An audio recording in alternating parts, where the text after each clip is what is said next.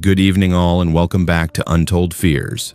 Tonight, we venture into the frozen wilderness of Alaska, where 10 isolated cabins hold secrets darker than the endless winter nights.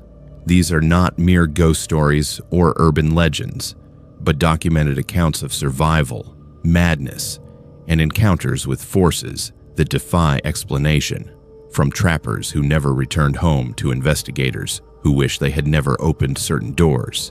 Each tale will strip away your assumptions about what lurks in the remote corners of our world.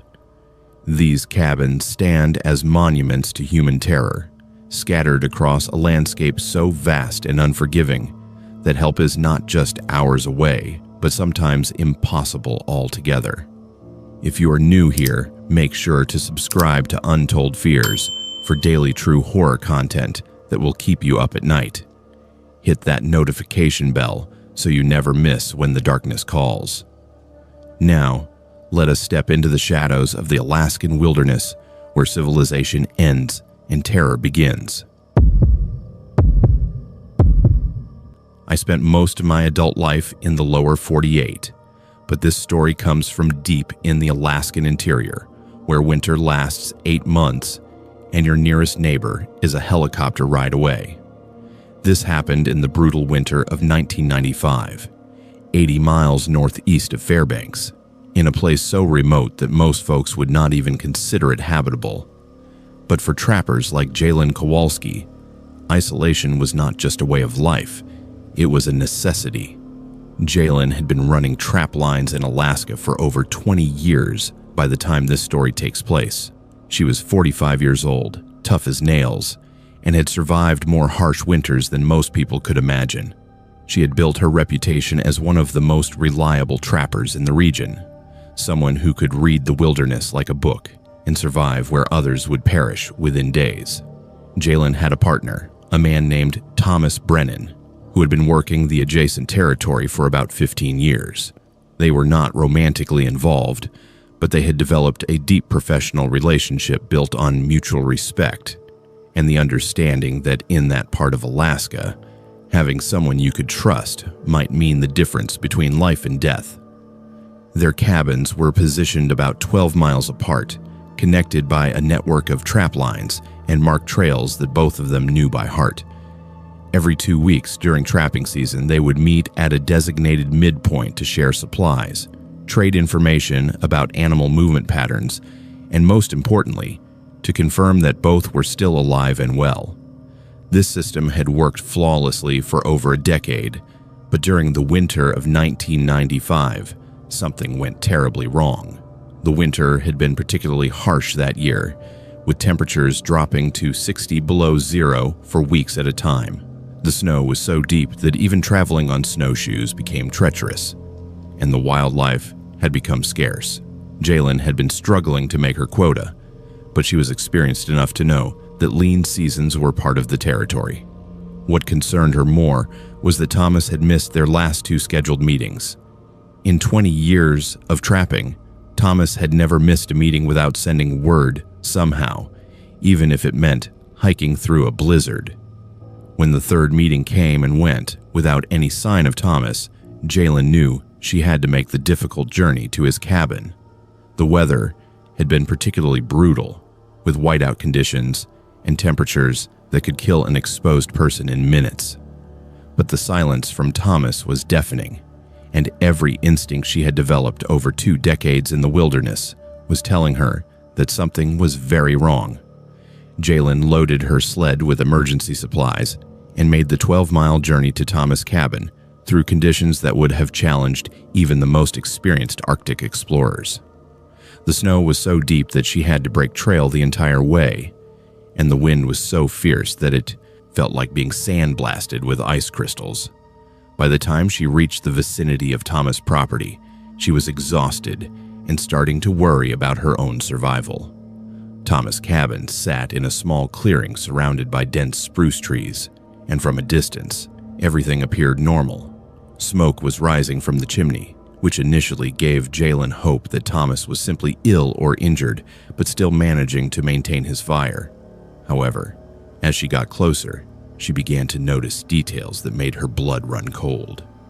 The snow around the cabin was disturbed in strange patterns, with dark stains that looked suspiciously like dried blood scattered across the pristine white surface. The first thing that struck Jalen as she approached the front door was the smell. Even in the freezing temperatures, there was an unmistakable odor of decay and something else, something metallic and wrong. The door to the cabin was slightly ajar, swaying gently in the wind, and she could hear strange sounds coming from inside. It sounded almost like someone was having a conversation, but the voices were muffled and indistinct. Jalen called out Thomas' name but received no response. She pushed open the door and immediately wished she had turned around and left. The interior of the cabin was in complete chaos, with furniture overturned, supplies scattered everywhere, and dark stains covering nearly every surface. But what made her stomach drop was what she saw in the corner of the main room. Thomas was sitting in his chair by the wood stove, but he was clearly dead. His body was emaciated to the point where he looked almost skeletal, and his clothes hung loose on his frame. But the most disturbing detail was that portions of his body appeared to have been systematically removed with surgical precision. Jalen realized with horror that someone had been carefully harvesting meat from Thomas' corpse, taking just enough to sustain themselves while leaving the rest to preserve in the cold. The sounds she had heard from outside were coming from a battery-powered radio that was playing some distant station, creating the illusion that there was still life in the cabin. But as Jalen looked around more carefully, she began to piece together what had happened during the long, dark winter. Someone had been living in the cabin with Thomas' corpse, systematically consuming parts of it while maintaining the pretense of normal life. The evidence was everywhere once Jalen knew what to look for. There were cooking utensils that had been used to prepare human flesh, carefully organized portions of meat stored in the cold areas of the cabin, and most disturbing of all, a detailed journal that documented the entire horrific process. The journal was written in Thomas' handwriting, but the entries made it clear that he had not been alone during his final weeks. According to the journal entries, Thomas had taken in a stranded traveler during the early part of winter, a man who claimed to be a geologist whose vehicle had broken down.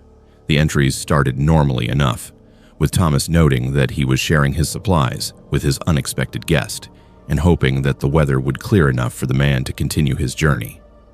But as the weeks progressed, the tone of the entries became increasingly disturbing.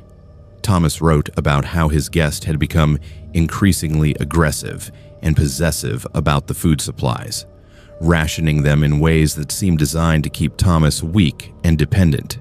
He described feeling constantly watched and noted that the man had begun making disturbing comments about survival and the lengths people would go to in order to stay alive.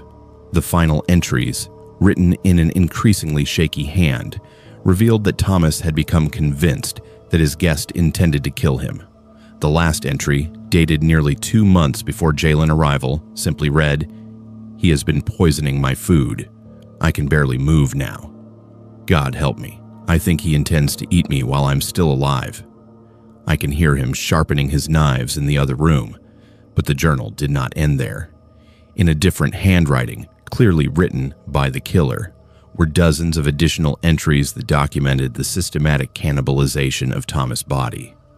The entries were written in a cold, clinical style that described the process of butchering human flesh, with the same attention to detail that one might use to describe preparing any other type of meat. The killer had lived in the cabin for months, carefully rationing Thomas' body while waiting for spring. Jalen realized with growing horror that the killer might still be in the area. The most recent entry in the journal was dated only 3 days earlier, suggesting that whoever had committed this atrocity was likely still nearby. She began backing toward the door, but stopped when she heard the distinctive sound of snowshoes approaching the cabin from the direction of the tree line. Through the frost-covered window, Jalen could see a figure moving through the trees with the confident gait of someone who knew the area well. The person was tall and lean, dressed in winter gear that looked expensive and well-maintained. As the figure got closer, she could see that he was carrying what appeared to be fresh game, likely a rabbit or small deer that he had trapped or hunted. Jalen made a split-second decision that probably saved her life. Instead of trying to flee, which would have left obvious tracks in the snow, she quickly moved to the back room of the cabin and hid behind an overturned bed frame. From her hiding spot, she could hear the killer enter the cabin and begin moving around with the casual familiarity of someone who had been living there for months.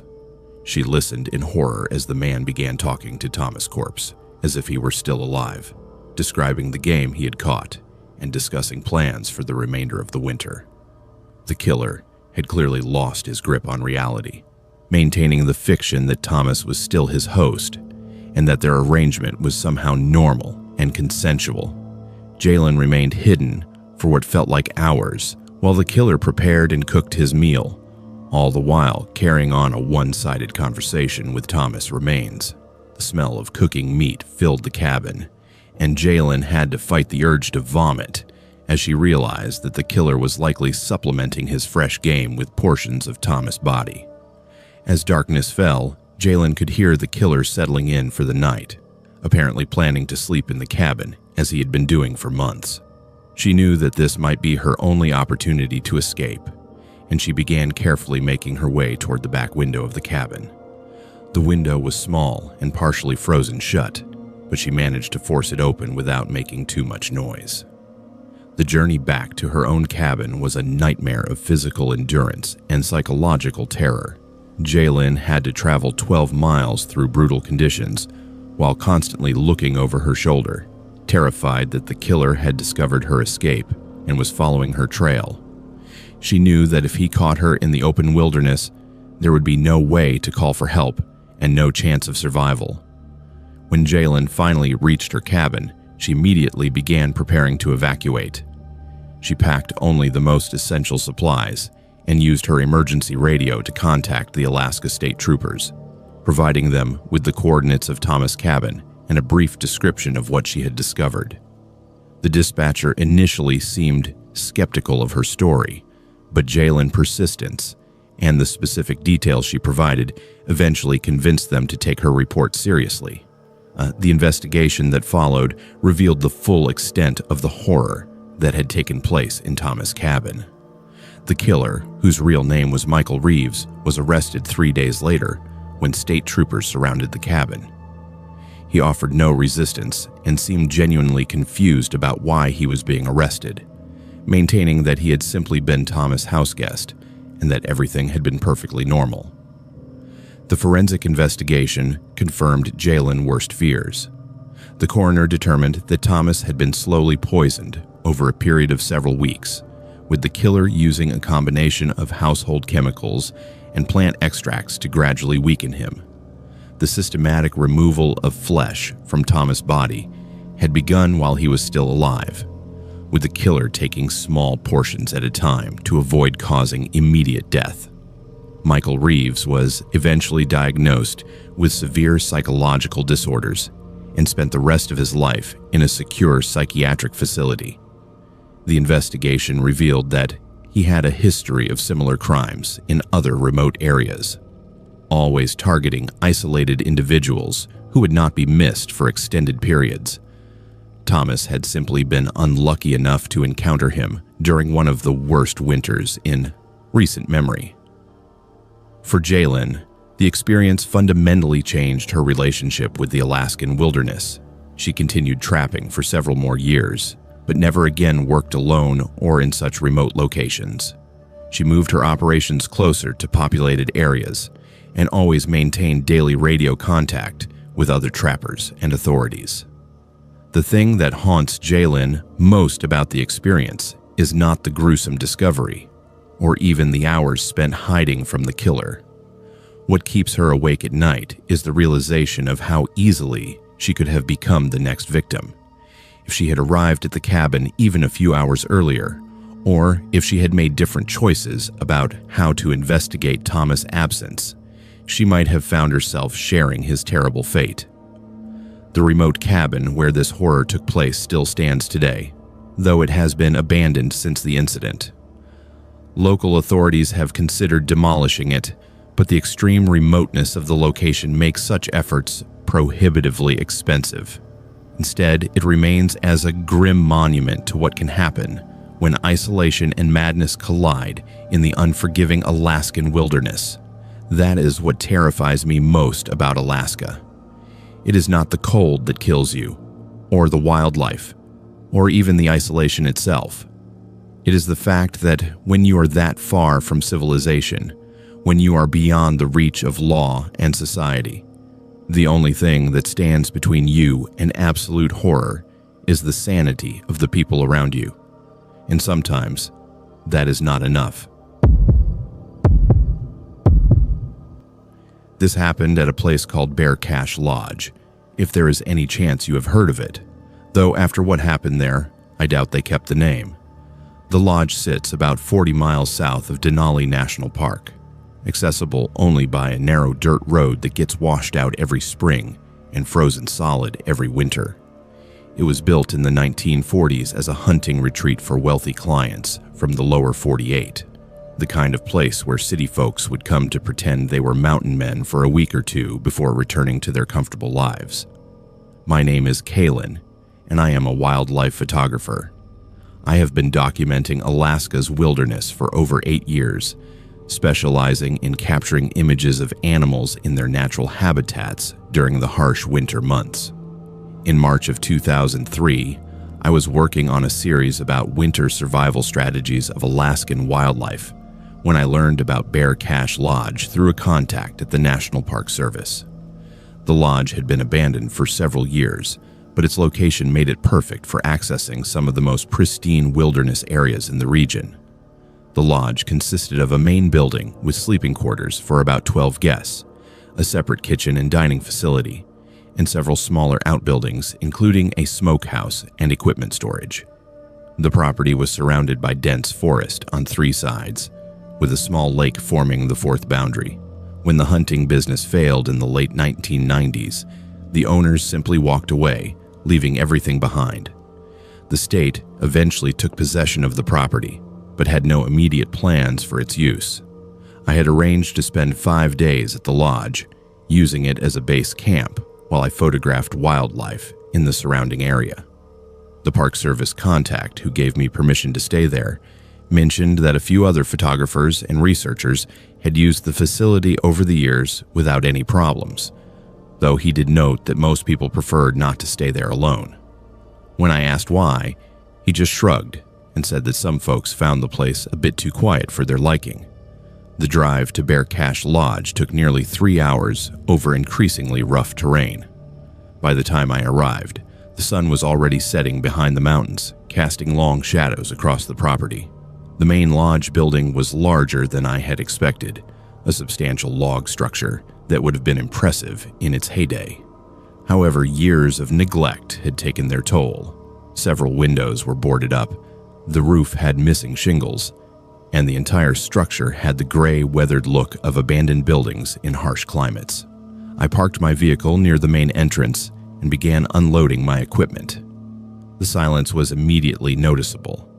In most wilderness areas, there's always some ambient sound, whether it is wind through the trees, water flowing, or the calls of birds and animals.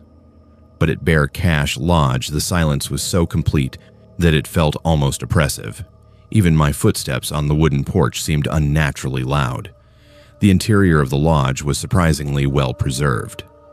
The main room featured a massive stone fireplace, comfortable seating areas, and large windows that would have provided spectacular views of the surrounding wilderness.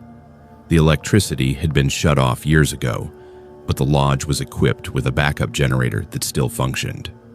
I spent my first hour getting the generator running and checking that the basic systems were operational. As I was setting up my sleeping area in one of the guest rooms, I noticed something odd. Throughout the lodge, there were hunting trophies mounted on the walls, mostly deer, elk, and bear heads. But in several locations, the trophies appeared to have been moved or rearranged.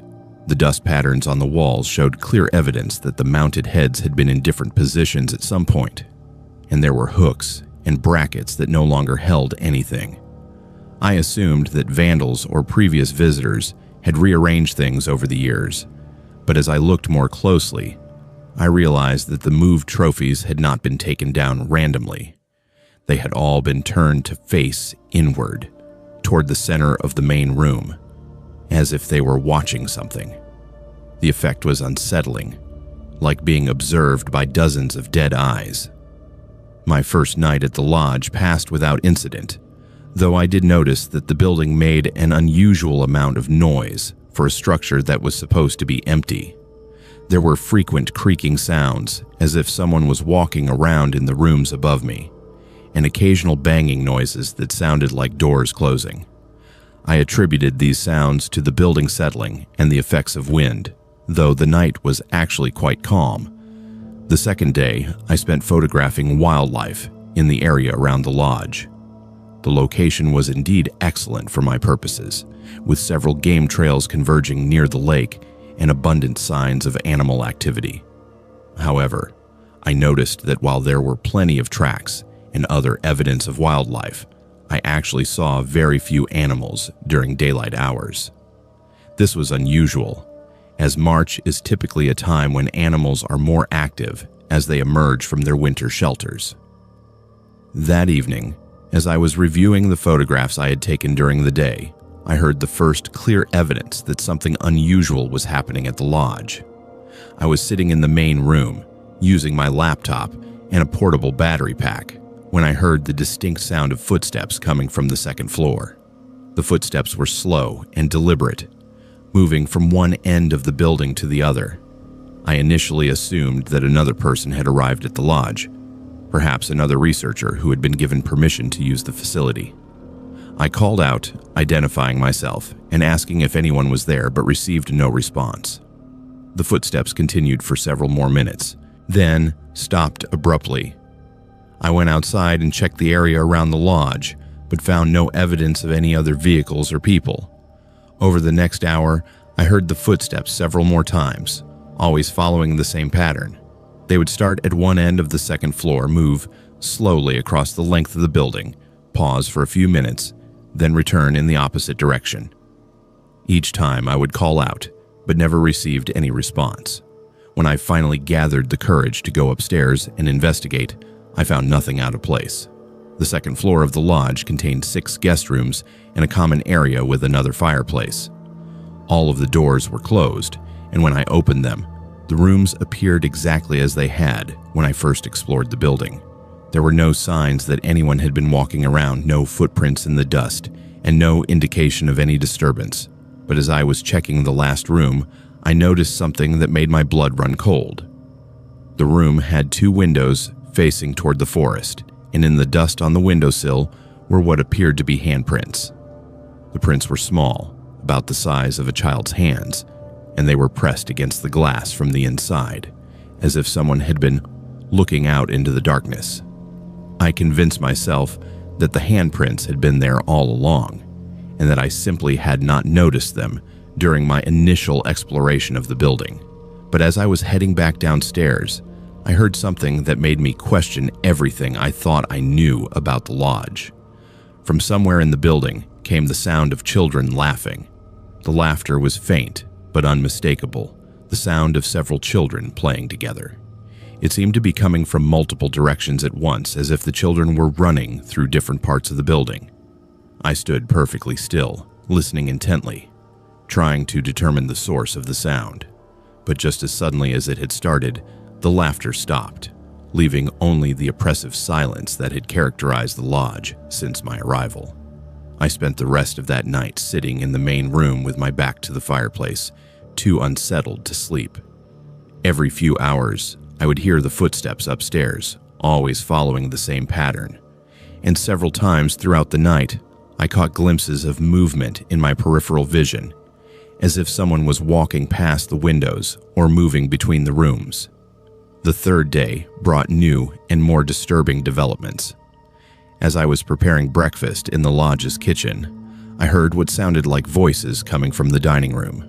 The voices were muffled and indistinct, but they had the cadence and rhythm of normal conversation. When I went to investigate, the dining room was empty, but the voices continued for several more minutes before fading away. Later that morning, while I was outside photographing animal tracks near the lake, I looked back at the lodge and saw figures moving past the windows.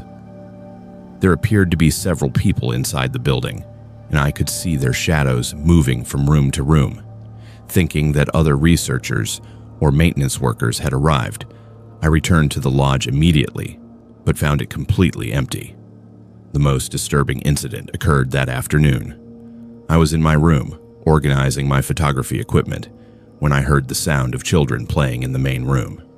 This time, the sounds were much clearer and more detailed. I could hear individual voices, children calling to each other, and what sounded like games being played.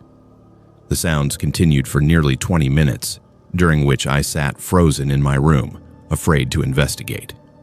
When the sounds finally stopped, I forced myself to go to the main room. The room appeared normal, but the air felt different somehow, charged with an energy that had not been there before. And as I stood in the center of the room, looking around, I noticed that more of the hunting trophies had been moved. They were all now facing toward the exact spot where I was standing, their dead eyes seeming to track my movement. That evening, I made the decision to leave the lodge a day early. The paranormal activity was escalating, and I was beginning to fear for my safety. As I was packing my equipment, I heard the footsteps upstairs again, but this time they were different. Instead of the slow, deliberate pace I had heard before, the footsteps were running, as if someone was being chased through the upper rooms. The running footsteps were accompanied by what sounded like children crying, not the playful sounds I had heard earlier, but genuine distress and fear. The sounds moved through the building, growing louder and more desperate, until they seemed to be coming from all around me. I grabbed my essential equipment and ran outside to my vehicle, leaving behind several $100s worth of photography gear. As I was driving away from Bear Cache Lodge, I looked back one final time and saw lights moving through the windows of the building. The lights appeared to be from handheld sources like flashlights or lanterns, and they were moving in a frantic, searching pattern. But I knew that there was no electricity in the building and that I had taken my own flashlight with me. After I returned to Anchorage, I decided to research the history of Bear Cache Lodge, hoping to find some explanation for what I had experienced. What I discovered was far more disturbing than I had expected. The lodge had indeed been a successful hunting retreat for many years, but its operations had ended abruptly in 1962, following a tragic incident. During the winter of 1962, a group of hunters had become stranded at the lodge during a severe blizzard. The group included 3 adults and 4 children, a family from Seattle who had come to Alaska for what was supposed to be a once-in-a-lifetime hunting adventure. The blizzard lasted for over a week, cutting off all access to the lodge and preventing any rescue attempts. When the weather finally cleared and rescuers reached the lodge, they found all 7 members of the hunting party had frozen to death. According to the official report, the lodge's heating system had failed during the storm, and the guests had been unable to maintain adequate heat using only the fireplaces. The bodies were found throughout the building, suggesting that the family had moved from room to room, desperately trying to find warmth, as the temperature inside the lodge dropped below freezing. The most heartbreaking detail in the report was that the children had apparently spent their final hours playing games to try to stay warm and distract themselves from their desperate situation. Rescue workers found improvised toys and evidence that the children had been running through the building, playing hide-and-seek and other games right up until the end. After the tragedy, the lodge's reputation was permanently damaged. Guests reported feeling uncomfortable in the building, and several hunting parties cut their visits short, claiming that they heard voices and sounds of children playing in the empty rooms. The lodge struggled financially for several more years before finally closing permanently in the late 1990s. The research also revealed that I was not the first person to have paranormal experiences at Bear Cache Lodge. Several of the researchers and photographers who had used the facility over the years had reported similar incidents, including footsteps, voices, and sightings of figures moving through the building. Most had attributed their experiences to stress, isolation, or overactive imaginations, but the consistency of the reports suggested that something more was happening at the lodge. What haunts me most about my experience at Bear Cache Lodge is not the fear I felt during those 3 days, but the realization of what I was actually witnessing: the sounds of children playing, the running footsteps, the crying and distress I heard during my final night at the lodge. These were not random paranormal phenomena. They were the echoes of a family's final hours. Children trying to stay brave and keep each other entertained while death slowly closed in around them. The handprints on the window, the rearranged hunting trophies, the lights moving through the building after I left. All of these were signs that the spirits of that family are still trapped at Bear Cache Lodge, still trying to stay warm, still playing their desperate games, still searching for help that will never come. I never returned to Bear Cache Lodge, and I have never spoken publicly about my experience there until now. But sometimes, on quiet winter nights when the wind is howling outside my home in Anchorage, I find myself thinking about those children, wondering if they are still there, still playing their games, still waiting for someone to help them find their way home. The lodge still stands today, though it has been officially condemned and is scheduled for demolition. But I suspect that even when the building is gone, the spirits will remain bound to that place by the tragedy that ended their lives and the desperate hope that someone someday will be able to lead them out of the cold and into the light. That is what terrifies me most about places like Bear Cache Lodge. It is not the paranormal activity itself, but the human tragedy that created it. Those children did not choose to become ghosts. They were simply victims of circumstances beyond their control, and now they are trapped forever in their final moments of fear and desperation, reliving their death over and over again with no hope of peace or resolution. I have been an Alaska state trooper for 16 years now, and I can tell you that this job changes how you see the world. When you spend your days investigating the worst things that humans can do to each other, especially in a place as vast and unforgiving as Alaska, you start to understand that civilization is just a thin layer of ice over very dark water. This story took place in the summer of 2001, and it involved a discovery that still haunts everyone who is connected to the investigation. My name is Janae Patterson, and at the time of this incident, I was working out of the Juneau detachment. We had been tracking a pattern of missing hikers and tourists for over 2 decades, cases that seemed unrelated on the surface but shared certain disturbing similarities. The missing persons were always solitary hikers, people who had gone into the wilderness alone and simply vanished without a trace. No bodies were ever found, no evidence of foul play, no witnesses to their disappearances. The breakthrough came when we received an anonymous tip about a remote cabin located approximately 40 miles northeast of Juneau, accessible only by helicopter during the summer months and completely cut off from the outside world during winter. The tip was unusual because it came with specific coordinates and a detailed description of the property, suggesting that whoever made the call had intimate knowledge of the location. The caller, who identified himself only as a former hunting guide, claimed that he had discovered evidence of human remains at the property during a supply run several months earlier. He said that he had been too frightened to investigate further at the time, but that his conscience would not allow him to remain silent any longer. The call was brief, and the caller hung up before we could get any additional information, but the coordinates he provided were precise enough for us to plan an investigation. Given the remote location and the serious nature of the allegations, we organized a joint operation involving Alaska State Troopers, FBI agents specializing in serial crimes, and forensic specialists from Anchorage. The helicopter flight to the coordinates took nearly 2 hours through some of the most rugged terrain in southeastern Alaska. When we finally located the property, what we found exceeded our worst expectations. The cabin itself was a substantial structure, much larger than the typical hunting or trapping cabins we were accustomed to seeing in remote areas. It appeared to have been expanded several times over the years, with multiple additions and outbuildings connected by covered walkways.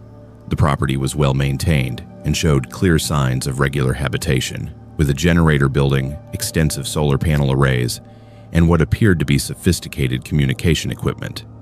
But it was the defensive preparations around the cabin that immediately raised our suspicions. The entire property was surrounded by motion sensors, cameras, and improvised alarm systems that would alert anyone inside the cabin to approaching visitors. There were also multiple escape routes leading away from the main building into the dense forest, complete with cached supplies and emergency shelters. Our initial approach to the cabin was met with no response, though we could see evidence that someone had been living there recently. Smoke was still rising from the chimney. There were fresh footprints in the mud around the buildings, and we could hear a generator running somewhere behind the main structure. We called out repeatedly, identifying ourselves as law enforcement, but received no answer. When we finally entered the main cabin, we found ourselves in what appeared to be a perfectly normal wilderness retreat. The interior was comfortable and well appointed, with modern amenities and clear evidence of long-term habitation. There were books, magazines, personal belongings, and all the usual items you would expect to find in a remote residence. But as we began our systematic search of the property, we started to uncover details that painted a very different picture. In what appeared to be a study or office area, we found detailed maps of southeastern Alaska with dozens of hiking trails marked in red ink. Next to each marked trail were dates, times, and brief descriptions written in a small, precise handwriting. The descriptions were chilling in their clinical detachment. They included details about the terrain, the typical number of hikers who used each trail, the best locations for surveillance, and notes about seasonal patterns of visitor activity. Some entries included physical descriptions of specific individuals, apparently hikers, who had been observed and potentially targeted. But the most disturbing discovery was yet to come. In a locked room in the basement of the cabin, we found what can only be described as a trophy collection. The room contained personal belongings from dozens of missing persons, including identification documents, cameras, jewelry, and clothing. Each item was carefully cataloged and preserved, with detailed notes about when and where it had been acquired. The collection spanned nearly 20 years, with the earliest items dating back to 1982. There were hiking boots from a geologist who had disappeared near Glacier Bay in 1987, a camera belonging to a photographer who had vanished while documenting wildlife in 1994, and camping equipment from a family whose disappearance had been front-page news in 1998. In total, we counted personal belongings from 47 different missing persons. Adjacent to the trophy room, we found a workshop that had clearly been used for purposes that I prefer not to describe in detail. The room contained tools, chemicals, and equipment that could only have been used for the disposal of human remains. There were also detailed diagrams and instructions, apparently written by the cabin owner, describing various methods for completely eliminating physical evidence. The most chilling discovery was a series of journals that documented the entire operation in meticulous detail. The journals were written by someone who identified himself as Michael Holbrook, and they provided a complete chronicle of nearly 2 decades of stalking, kidnapping, and murder. The entries were written in the same small, precise handwriting we had seen on the trail maps, and they revealed a mind that was both highly intelligent and completely devoid of human empathy. According to the journals, Holbrook had developed a sophisticated system for identifying and targeting victims. He would spend weeks or months observing popular hiking areas, learning the patterns of visitor activity, and identifying individuals who were traveling alone. He was particularly attracted to people who appeared to be inexperienced in wilderness survival, reasoning that their disappearances would be more easily attributed to accidents or poor planning. The journals described how Holbrook would follow his chosen victims for days or weeks, learning their routines and waiting for the perfect opportunity to strike. He had developed techniques for approaching hikers without raising suspicion, often posing as a fellow outdoors enthusiast or offering assistance with navigation or equipment problems. Once he had gained his victims' trust, Holbrook would lead them to remote locations where he could overpower them without fear of discovery. The journals indicated that he took great pride in his ability to make people disappear without leaving any trace, and he had clearly spent considerable time perfecting his methods. The entries also revealed that Holbrook was not acting purely on impulse. He was motivated by a complex set of beliefs about human nature and survival of the fittest. He saw himself as a predator who was simply following his natural instincts, and he viewed his victims as weak individuals who deserved their fate. The complete lack of remorse or empathy in his writings was perhaps the most disturbing aspect of the entire investigation. But Holbrook was not at the cabin when we conducted our search, and we found evidence suggesting that he had been alerted to our approach and had fled using one of his prepared escape routes. The communication equipment we had observed from outside turned out to be a sophisticated monitoring system that allowed him to intercept law enforcement radio traffic. He had apparently been listening to our operational planning and had evacuated the property several hours before our arrival. The manhunt that followed was one of the largest in Alaska history, involving dozens of law enforcement agencies, hundreds of volunteers, and extensive use of helicopters and tracking dogs. But Holbrook had been preparing for this possibility for years, and he had cached supplies and established safe houses throughout southeastern Alaska. Despite our best efforts, he remained at large for over 3 months. The break in the case came when Holbrook made the mistake of returning to one of his supply caches near Skagway. A local hunter recognized him from the photographs that had been circulated throughout the region and immediately contacted authorities. By the time we reached the location, Holbrook had realized that his position was compromised, and he was attempting to escape on foot through extremely difficult terrain. The final confrontation took place on a narrow ridge about 15 miles north of Skagway. Holbrook was cornered by our pursuit team with nowhere to run, but instead of surrendering, he chose to end his life by jumping off a cliff into the valley below. His body was recovered 3 days later by mountaineering specialists, bringing an end to a killing spree that had lasted nearly 2 decades.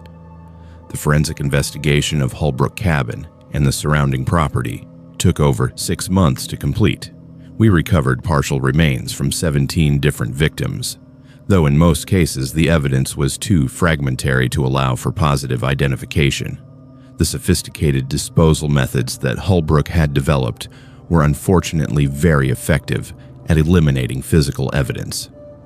The psychological profile that was developed during the investigation revealed that Holbrook was an extremely intelligent individual with advanced skills in wilderness survival, electronics, and chemistry.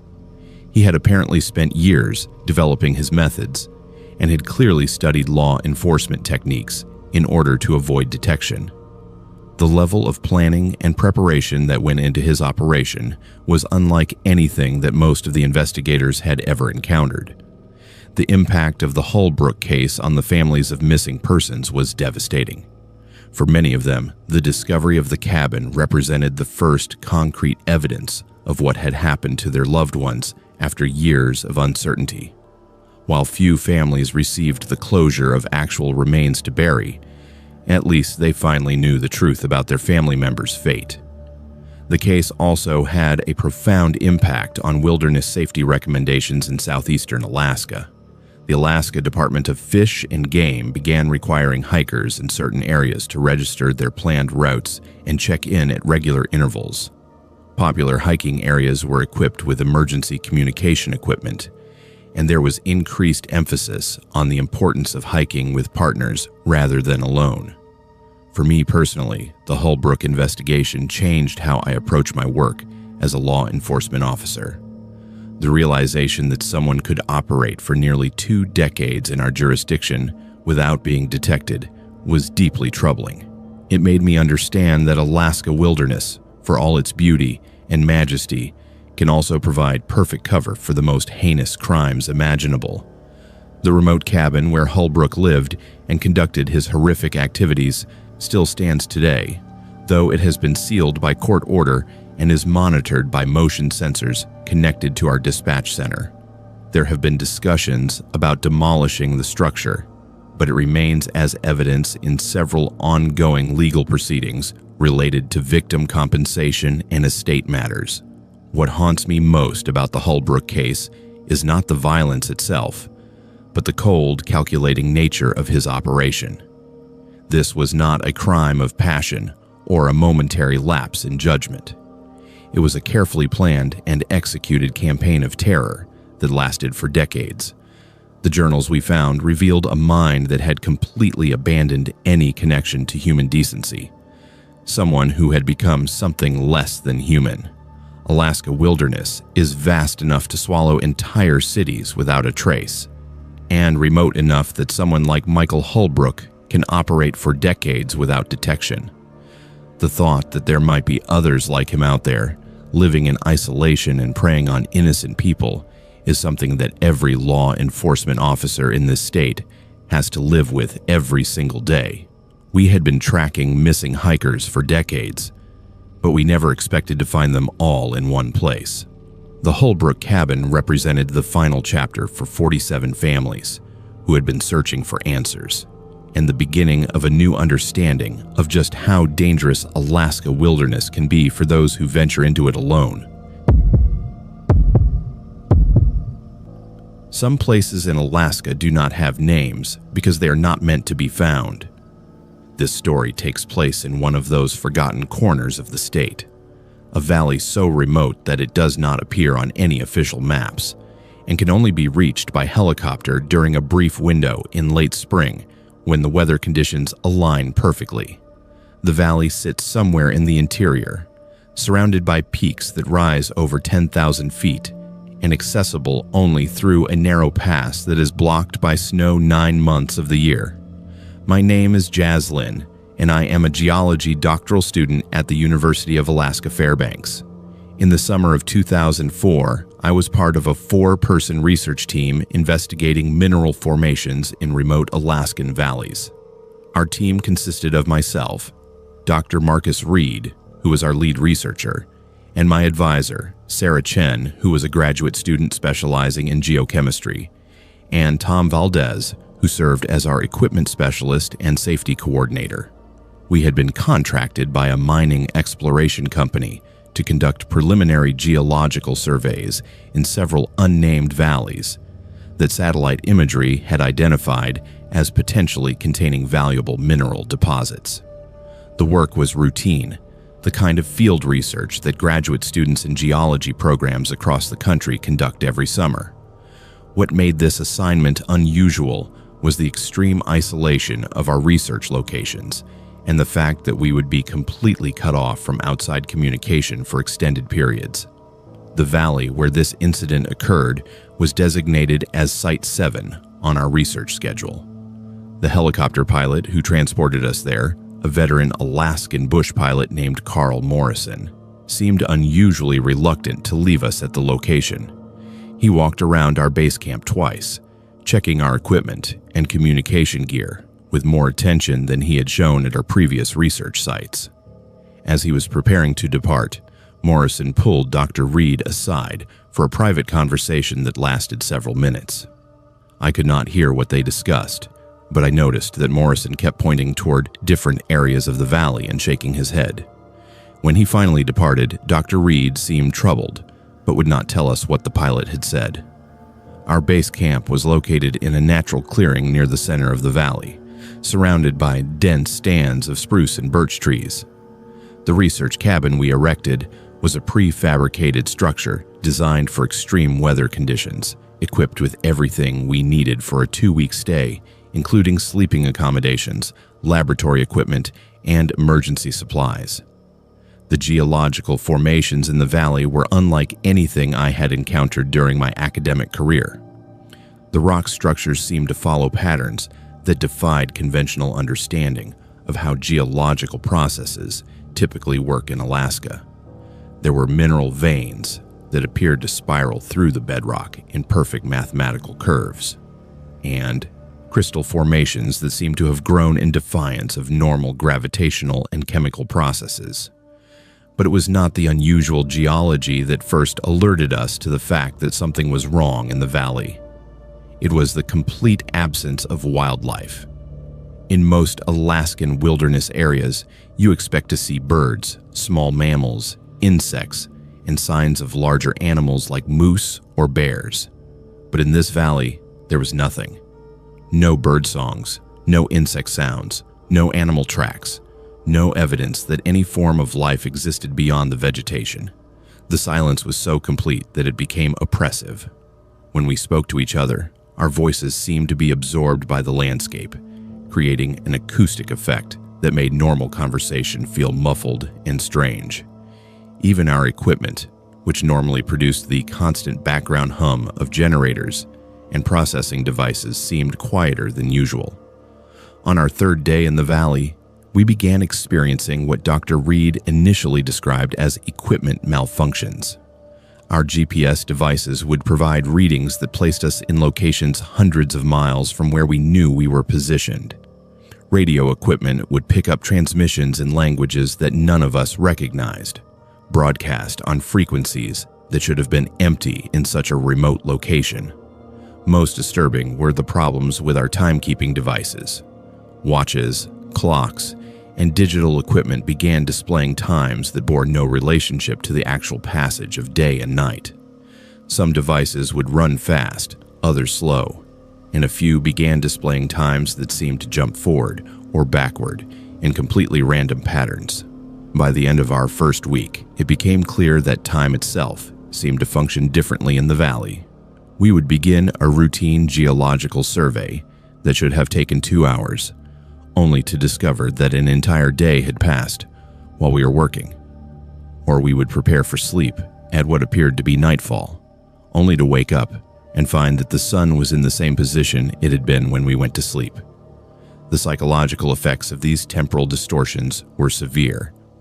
Tom became convinced that we had been in the valley for over a month, despite the fact that our food supplies indicated we had been there for only 8 days. Sarah began experiencing episodes where she would lose hours of memory, finding herself in different locations in the valley with no recollection of how she had gotten there. Dr. Reed attempted to maintain scientific objectivity, documenting everything we experienced and trying to find rational explanations for the phenomena we were encountering.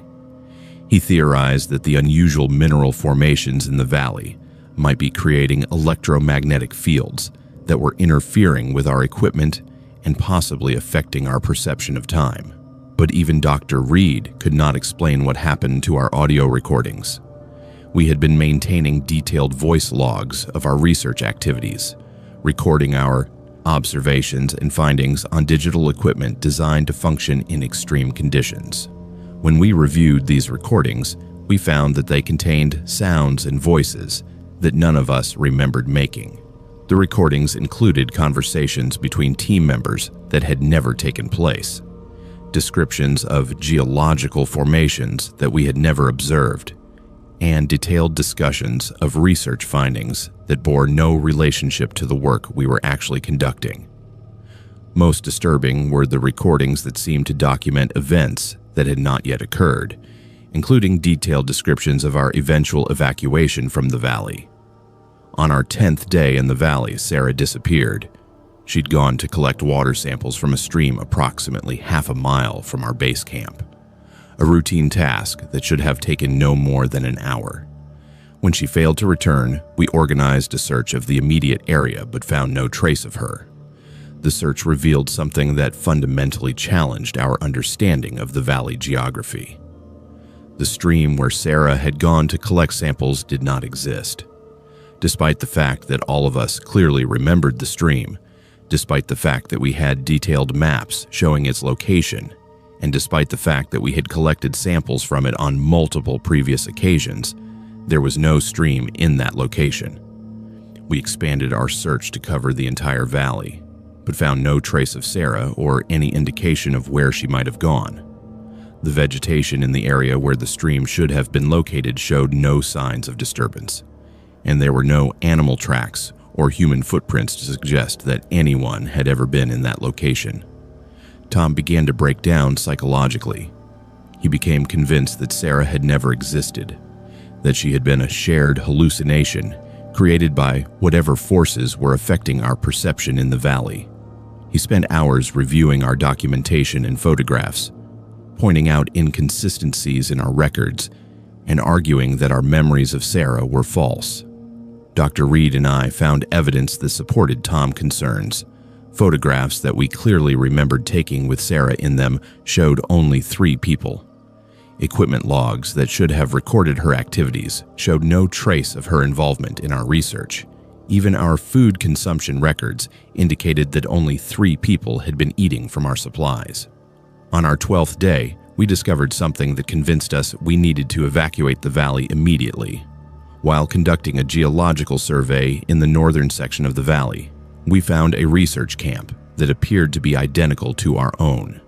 The camp contained the same prefabricated cabin, the same laboratory equipment, and the same supplies that we had brought with us.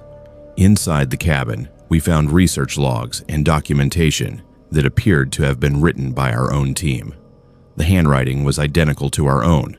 The research findings matched what we had discovered, and the daily logs documented the same experiences we had been having in the valley. But according to the dates in the logs, this research had been conducted 3 years earlier. The logs also contained entries that we had not yet written, describing events that had not yet occurred. According to the documentation, Sarah had disappeared on day 10 of the research expedition, exactly as had happened to our team. The logs described our search for her, our growing psychological distress, and our eventual decision to evacuate the valley. But the most disturbing entry was the final one, written in Dr. Reed handwriting. It simply stated, "We are not the first team to be sent here. We are not the last. The valley keeps what it needs and releases what it chooses. Sarah is still here, but she is also gone. We will leave tomorrow, but we will also stay." Time has no meaning here. We immediately activated our emergency beacon and requested immediate evacuation. The helicopter pilot who responded to our distress call was not Carl Morrison, and he claimed to have no knowledge of our research expedition. According to his records, no helicopter had been authorized to transport researchers to that area of Alaska, and no research permits had been issued for geological work in that region. The pilot was reluctant to evacuate us, insisting that we must be mistaken about our location. But when we showed him our GPS coordinates and research documentation, he agreed to transport us back to Fairbanks. During the flight, he mentioned that he had been flying in Alaska for over 20 years and had never heard of the valley we described. When we returned to the University of Alaska, we discovered that our research expedition had no official record. The mining company that had contracted us denied any involvement in our project, and there was no documentation of our departure or expected return. According to university records, Dr. Reed had taken a sabbatical 3 months earlier, and his current whereabouts were unknown. Tom and I found that our own memories of the expedition began to fade within days of our return. Details that had seemed vivid and important in the valley became fuzzy and uncertain. Within a month, we could barely remember Sarah's name, and within 6 months, we were no longer certain that the expedition had actually taken place. I spent 2 years trying to locate the valley again, hiring private pilots and organizing search expeditions, but despite having detailed GPS coordinates and extensive documentation, no one was ever able to find the location. Satellite imagery of the coordinates we provided showed only unbroken forest, with no sign of the valley or the geological formations we had studied. Dr. Reed was found 6 months later in a psychiatric facility in Seattle, with no memory of how he had gotten there or what had happened to him during the previous year. He had been admitted as a John Doe after being found, wandering the streets, talking about temporal distortions and missing research team members. Tom left academia entirely and now works as a mechanic in Anchorage. He refuses to discuss the expedition and becomes agitated if anyone mentions geological research or remote valleys. The last time I spoke with him, he insisted that he had never been involved in any research expedition and had never met anyone named Sarah. I completed my doctoral program, but changed my focus to urban geology and now work exclusively in populated areas. I have never returned to remote wilderness research, and I have never attempted to locate the valley again. But sometimes, usually late at night when I am working alone in my laboratory, I find myself remembering details about the expedition that I am certain I had forgotten. I remember Sarah laugh, the way she would hum while collecting samples, and the sound of her voice during our evening discussions of research findings. But when I try to focus on these memories, they slip away like smoke, leaving me wondering if she was ever real, or if she was just another temporal distortion created by whatever forces exist in that unnamed valley. What terrifies me most about the Whisper Valley incident is not the loss of time or the disappearance of Sarah, or even the possibility that our entire expedition was some kind of shared hallucination. What keeps me awake at night is the knowledge that somewhere in Alaska, there is a valley that exists outside of normal time and space, a place where research teams arrive to study geology and become trapped in temporal loops that may last forever. I believe that we escaped the valley, but I am not certain that we were the first version of ourselves to make that escape, and I am not certain that other versions of our team are not still there, conducting the same research, making the same discoveries, and experiencing the same temporal distortions in an endless cycle that has no beginning and no end. The documentation I have from the expedition becomes more fragmentary every year, as if the valley influence continues to reach across time and space to erase evidence of its existence. But I keep what records I can, hoping that someday someone will believe me and understand that there are places in Alaska where the normal rules of reality simply do not apply. They called it the Confession Cabin, but no one wanted to admit why. This story takes place in the winter of 1998, near the abandoned gold mining settlement of Solomon, about 30 miles east of Nome. I am a cold case investigator for the Alaska Bureau of Investigation, and my name is Indiana Matthews. What we discovered in that remote cabin fundamentally changed how we understand the capacity for human cruelty, even in a state where we thought we had seen everything. The initial report came from a commercial helicopter pilot who was conducting aerial surveys for a telecommunications company. He spotted what appeared to be a well-preserved mining aerostructure in an area that, according to his maps, should have been completely uninhabited. The building was substantial enough to suggest permanent settlement, but there were no records of any active claims or recent habitation in that specific location. The pilot, Robert Cruz, reported seeing smoke rising from the cabin chimney and what appeared to be recently cleared pathways in the snow around the structure. Given the remote location and the fact that winter temperatures in that area regularly dropped to 40 below zero, any human habitation would have been noteworthy enough to investigate. Our initial approach to the site was delayed by severe weather conditions that made helicopter access impossible for over 2 weeks. By the time we were able to organize an investigative team and reach the location, the cabin appeared to be abandoned. There was no smoke from the chimney, no signs of recent activity, and the snow around the building showed no evidence of human presence. The cabin itself was a remarkable example of frontier construction built from massive logs that had been precisely fitted and chinked with a mixture of clay and moss that had kept the structure weatherproof for decades. The building consisted of a main room with a large stone fireplace, a smaller sleeping area, and a root cellar that extended deep into the permafrost. What immediately struck us as unusual was the level of preservation inside the cabin. Most abandoned mining aerostructures in Alaska show significant deterioration from decades of harsh weather, but this building appeared to have been maintained until very recently. The furnishings were intact. There were adequate supplies of preserved food, and the heating system was in working condition. But it was what we found in the root cellar that transformed a routine investigation into one of the most disturbing cases in Alaska law enforcement history. The cellar contained the frozen remains of 11 men, all showing evidence of violent deaths. The bodies were arranged in a systematic fashion, each positioned as if they were sitting around a table in the center of the underground room. The preservation provided by the permafrost was so complete that we were able to determine not only the cause of death for each victim, but also to recover detailed physical evidence that revealed the horrific circumstances of their final hours. Each man had been severely beaten before death, with injuries consistent with prolonged torture rather than quick execution. More disturbing than the physical evidence were the written confessions we found with each body. Every victim had been forced to write detailed accounts of crimes they had allegedly committed, confessions that became increasingly desperate and incoherent as the documents progressed. The handwriting showed clear evidence of physical distress, with letters becoming increasingly shaky and irregular.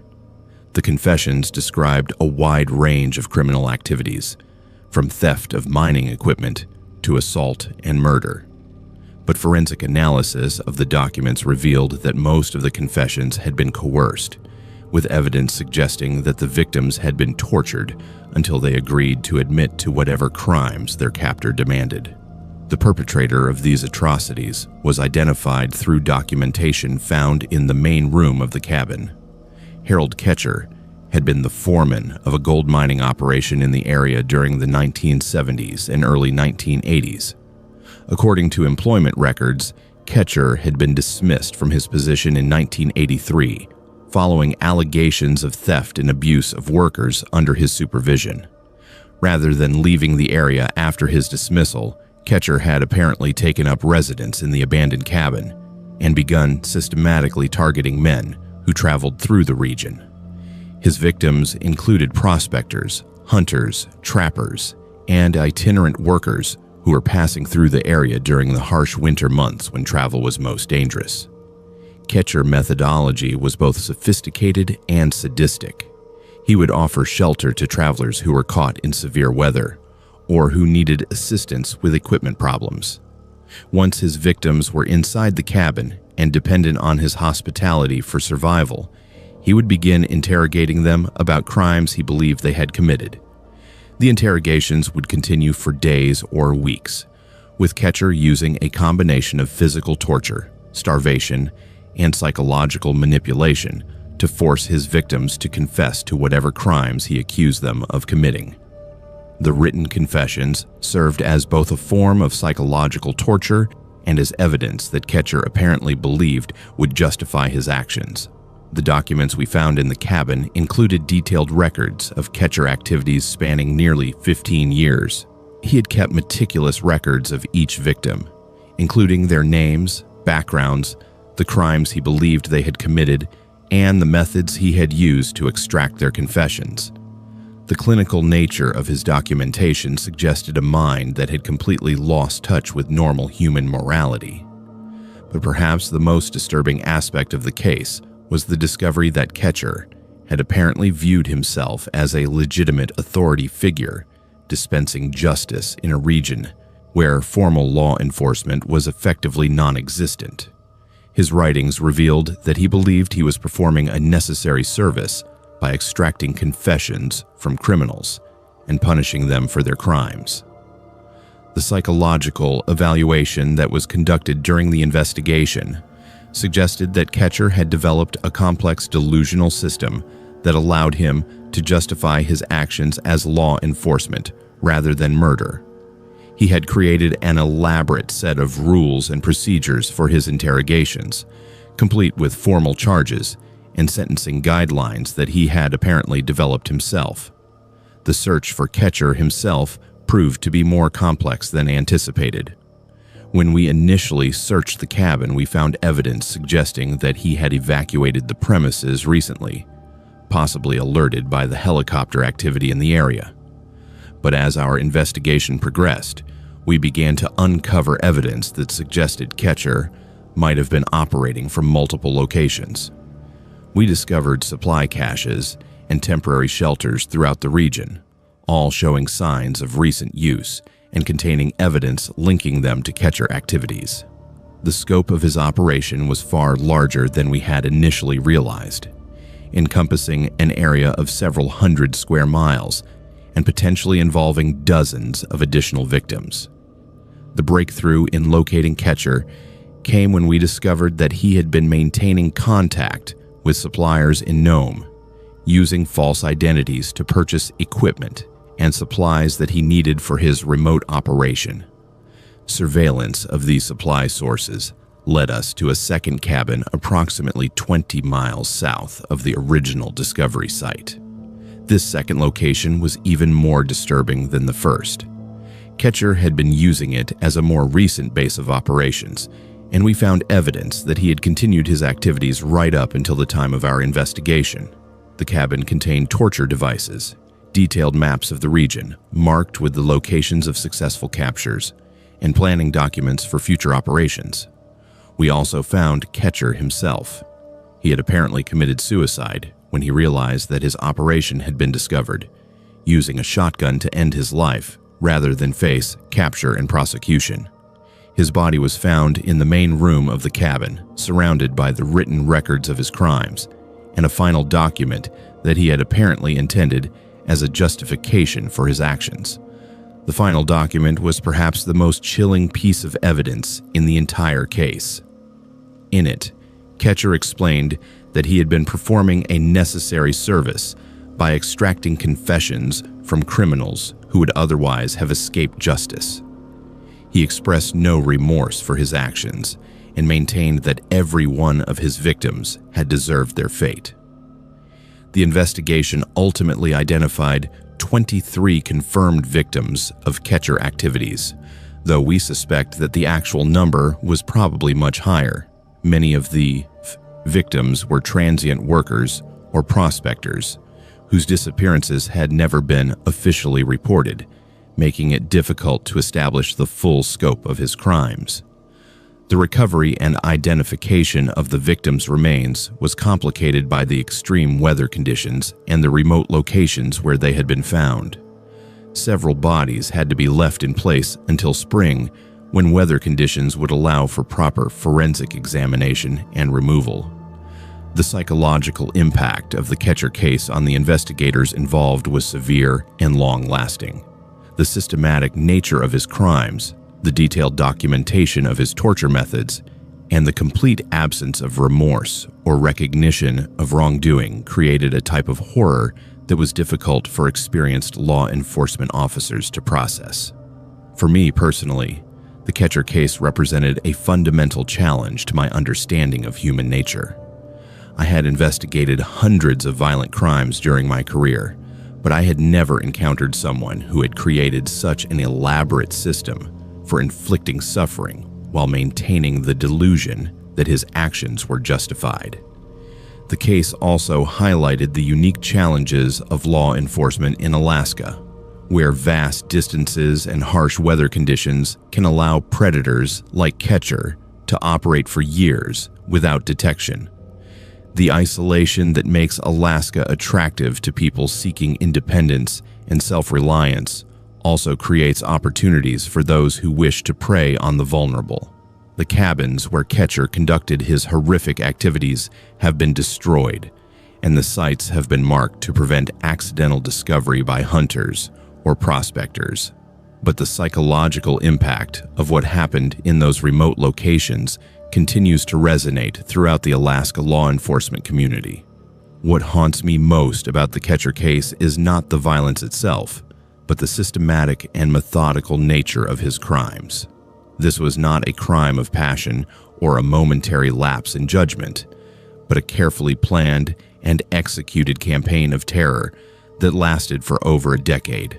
The fact that he was able to operate for so long without detection serves as a sobering reminder of how much darkness can hide in the vast wilderness of Alaska. The written confessions that Ketcher forced his victims to sign represent some of the most heartbreaking evidence I have ever encountered in my career. These documents chronicle the gradual breakdown of human dignity under extreme duress, as desperate men agreed to confess to any crime their captor demanded, in the hope that compliance might save their lives. But perhaps the most disturbing realization from the Ketcher investigation is that his activities might not have been unique. Alaska wilderness contains thousands of remote cabins and abandoned mining sites that could conceal similar operations. The thought that there might be other predators operating in isolation, beyond the reach of law enforcement and accountability, is something that every investigator in this state has to live with every single day. The confession cabin case changed how we approach missing persons investigations in remote areas of Alaska, and it led to the development of new protocols for investigating suspected criminal activity in isolated locations. But it also served as a reminder that some forms of human evil are so profound and systematic that they challenge our basic assumptions about what people are capable of doing to each other.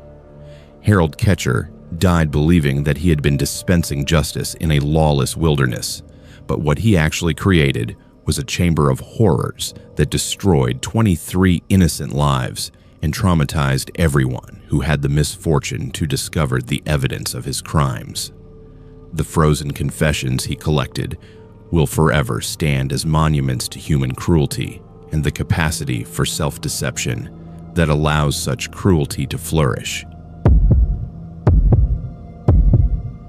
The old-timers warned us about building there, but science does not listen to superstition. This story takes place in the summer of 2002, when I was part of a university research team investigating the effects of climate change on permafrost stability in remote areas of northern Alaska.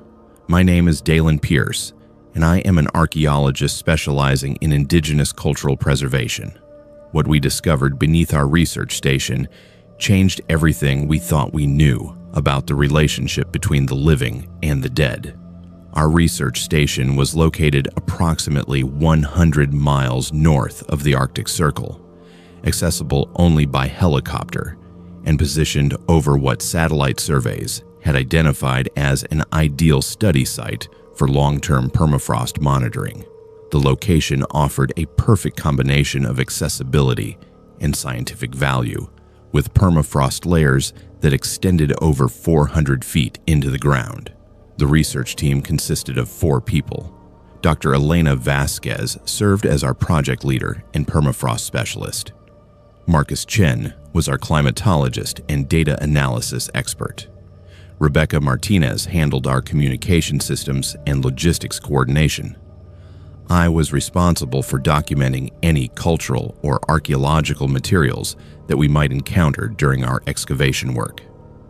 The construction of our research station had been completed the previous summer by a commercial contractor, but this was our first extended stay at the facility. The station consisted of a main laboratory building, sleeping quarters for 6 people, and a separate generator building that provided power for our scientific equipment and communication systems. From the moment we arrived at the research station, we encountered problems that seemed to center around the indigenous population in the nearest village, which was located about 60 miles to the southeast. The village elders had sent multiple messages to our university administrators, requesting that we relocate our research to a different area.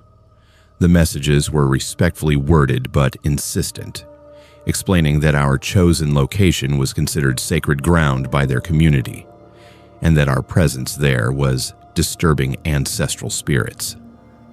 University administrators had dismissed these concerns as cultural superstition that should not interfere with legitimate scientific research. During our first week at the station, we began the process of installing deep core monitoring equipment that would allow us to track changes in permafrost temperature and stability over time. The installation process required drilling through multiple layers of frozen earth, some of which had been frozen solid for thousands of years. It was during this drilling process that we first encountered evidence that the indigenous community concerns might have been more than superstition. At a depth of approximately 12 feet, our drill encountered what appeared to be organic material that had been preserved in the permafrost for an extended period of time.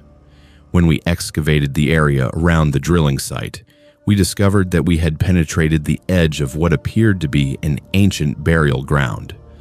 The permafrost had preserved not only human remains, but also artifacts and personal belongings that provided evidence of a sophisticated indigenous culture that had existed in the area for centuries.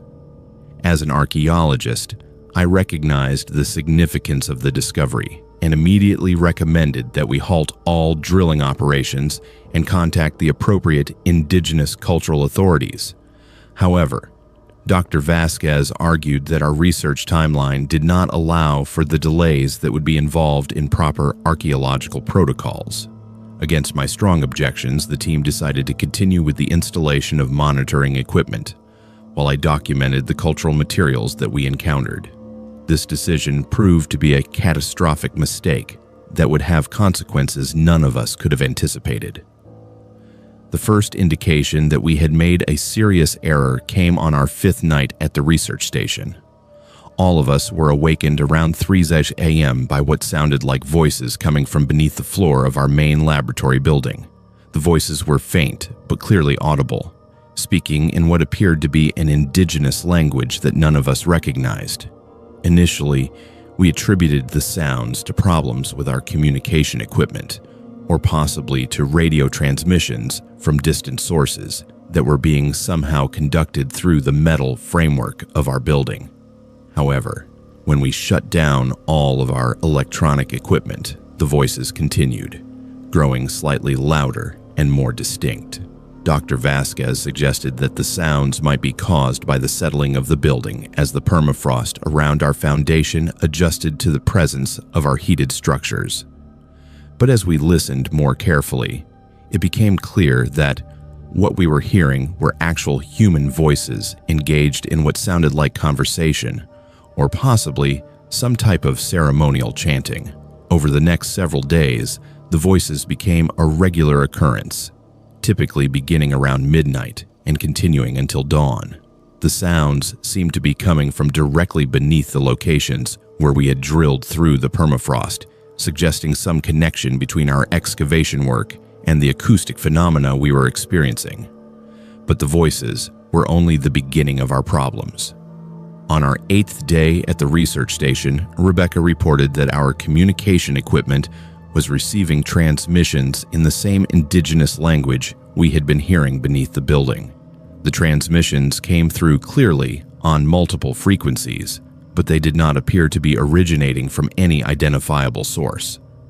When we contacted the nearest village to inquire about possible radio transmissions in their area, the village communication coordinator told us that they had no active radio equipment and that no one in their community had been attempting to contact our research station.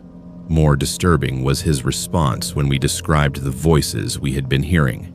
He asked us to stop drilling immediately and to leave the area as quickly as possible. The most unsettling aspect of our situation was that the voices beneath our building seemed to be responding to our daily activities. When we worked late in the laboratory, the voices would become more agitated and intense.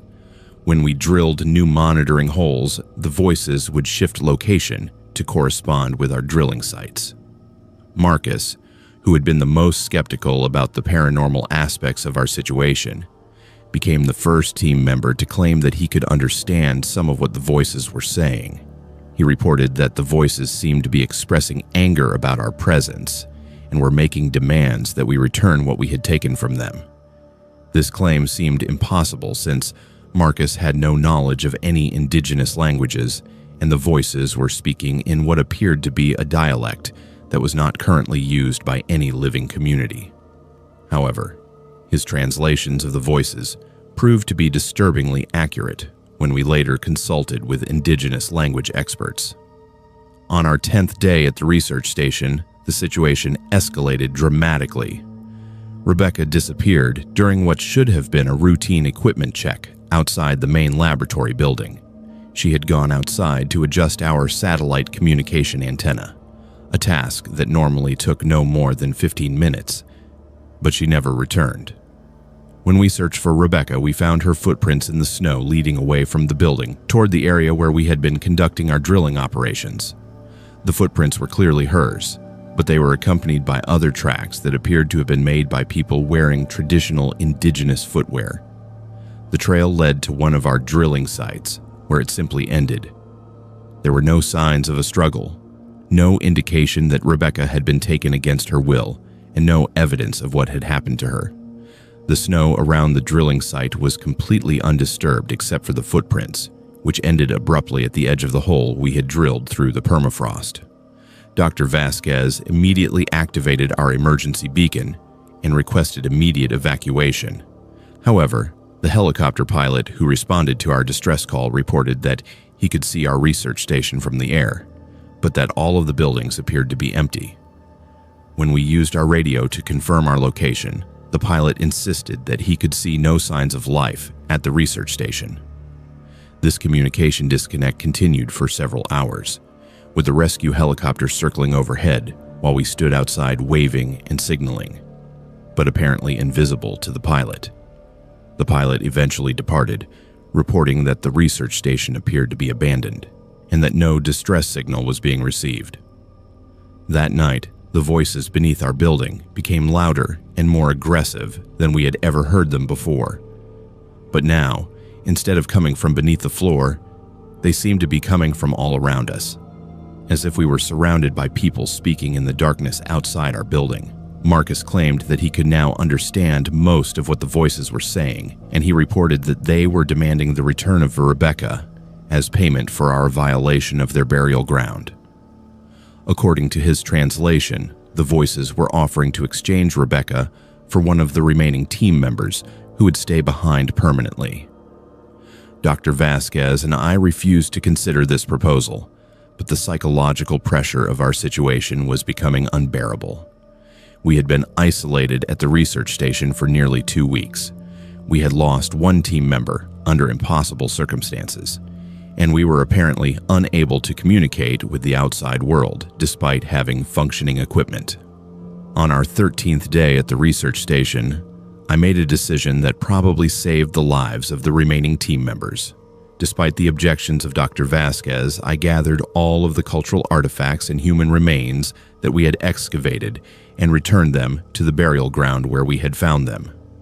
The process of returning the artifacts took most of the day, and it required us to approach the drilling sites where Rebecca had disappeared. As we worked, the voices seemed to grow quieter and less agitated, until by late afternoon, they had stopped completely.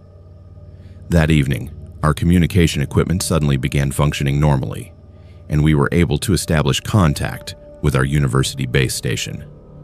When we requested immediate evacuation, the base station coordinator reported that they had been trying to reach us for over a week without success, and that they had been preparing to send a search and rescue team to our location. The helicopter evacuation was completed the following morning, but during the flight back to Fairbanks, the pilot made a disturbing observation. He reported that, from the air, our research station appeared to be partially buried in the permafrost, as if the ground had somehow shifted to reclaim the buildings we had constructed. When we returned to the university and reported our experiences, the administration initially dismissed our account as the result of isolation-induced stress and possible carbon monoxide poisoning from our generator. However, when they attempted to re-establish contact with the research station, they found that all of the equipment we had left behind was completely non-functional. A follow-up expedition conducted the following summer found that our research station had been completely destroyed, not by weather or vandalism, but by what appeared to be subsidence of the permafrost that had literally swallowed the buildings. Rebecca's body was never found, and no trace of her remains has ever been discovered despite extensive searches of the area. The indigenous community that had tried to warn us about building on their ancestral burial ground eventually agreed to speak with university investigators about our experience. The village elders confirmed that the area we had chosen for our research station was indeed sacred ground, where their ancestors had been buried for many generations. According to their oral traditions, the spirits of the ancestors were protective of their burial place and would not tolerate disturbance by outsiders.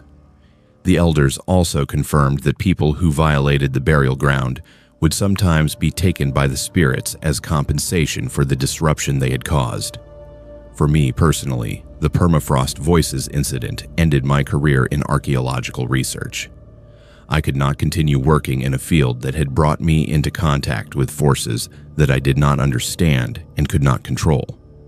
The knowledge that our scientific arrogance had cost Rebecca her life, and that we had dismissed indigenous wisdom as superstition, has haunted me for over 20 years.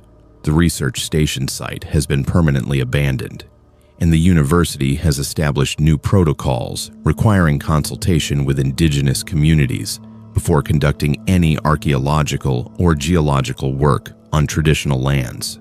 But these changes came too late to save Rebecca, and too late to undo the damage we had caused to a sacred burial ground that had been undisturbed for centuries.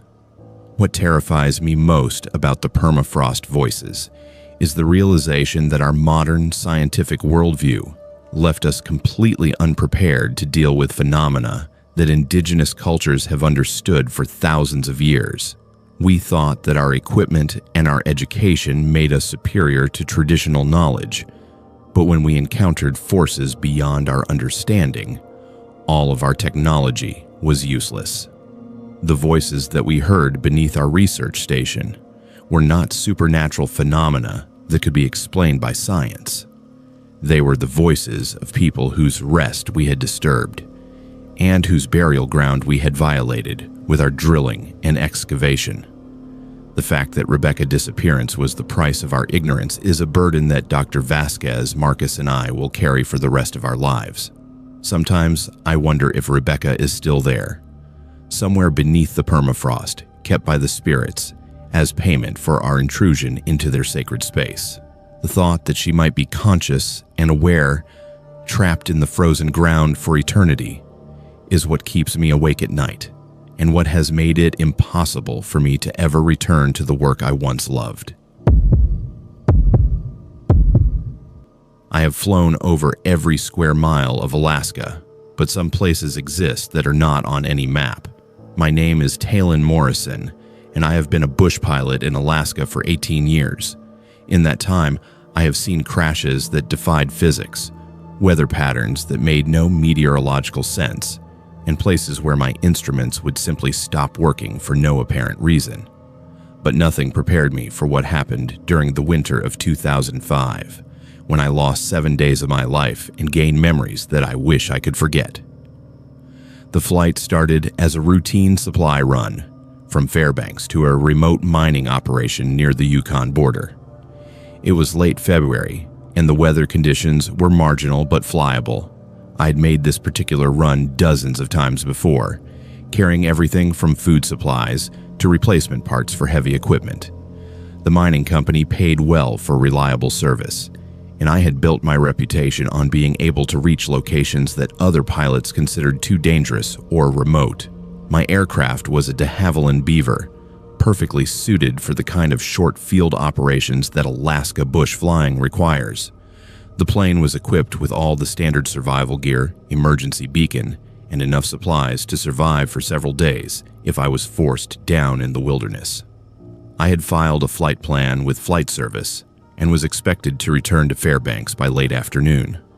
The first indication that something unusual was happening came about halfway through my flight, when my GPS system began showing erratic readings. Instead of displaying my actual position, the unit was showing coordinates that placed me hundreds of miles from my known location. I initially attributed this to equipment malfunction and switched to backup navigation using my compass and dead reckoning.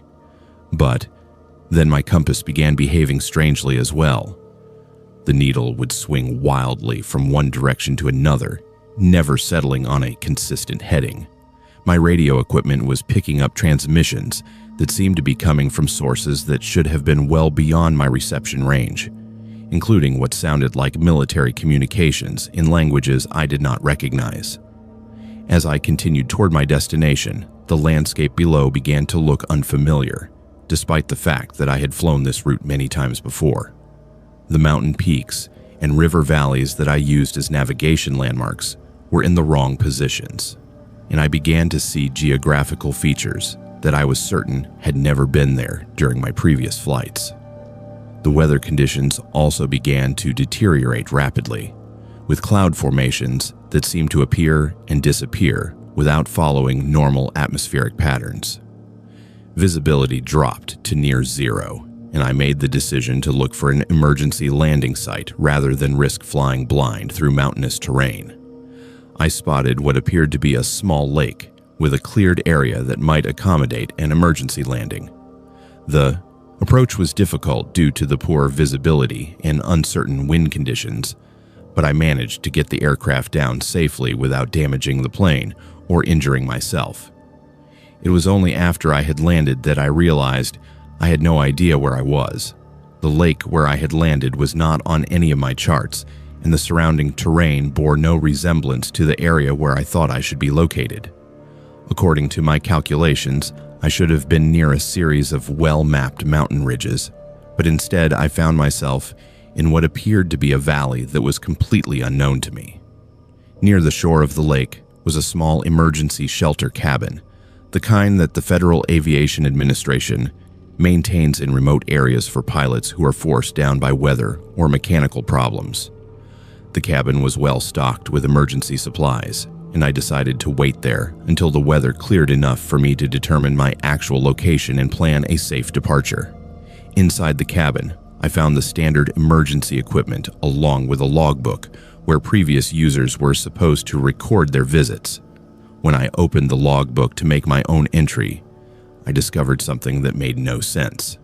The most recent entry was dated 3 weeks in the future, apparently written by me, describing my departure from the same cabin after a week-long stay. The handwriting was unmistakably mine, and the entry described events and experiences that I had no memory of, but which were written in my distinctive style.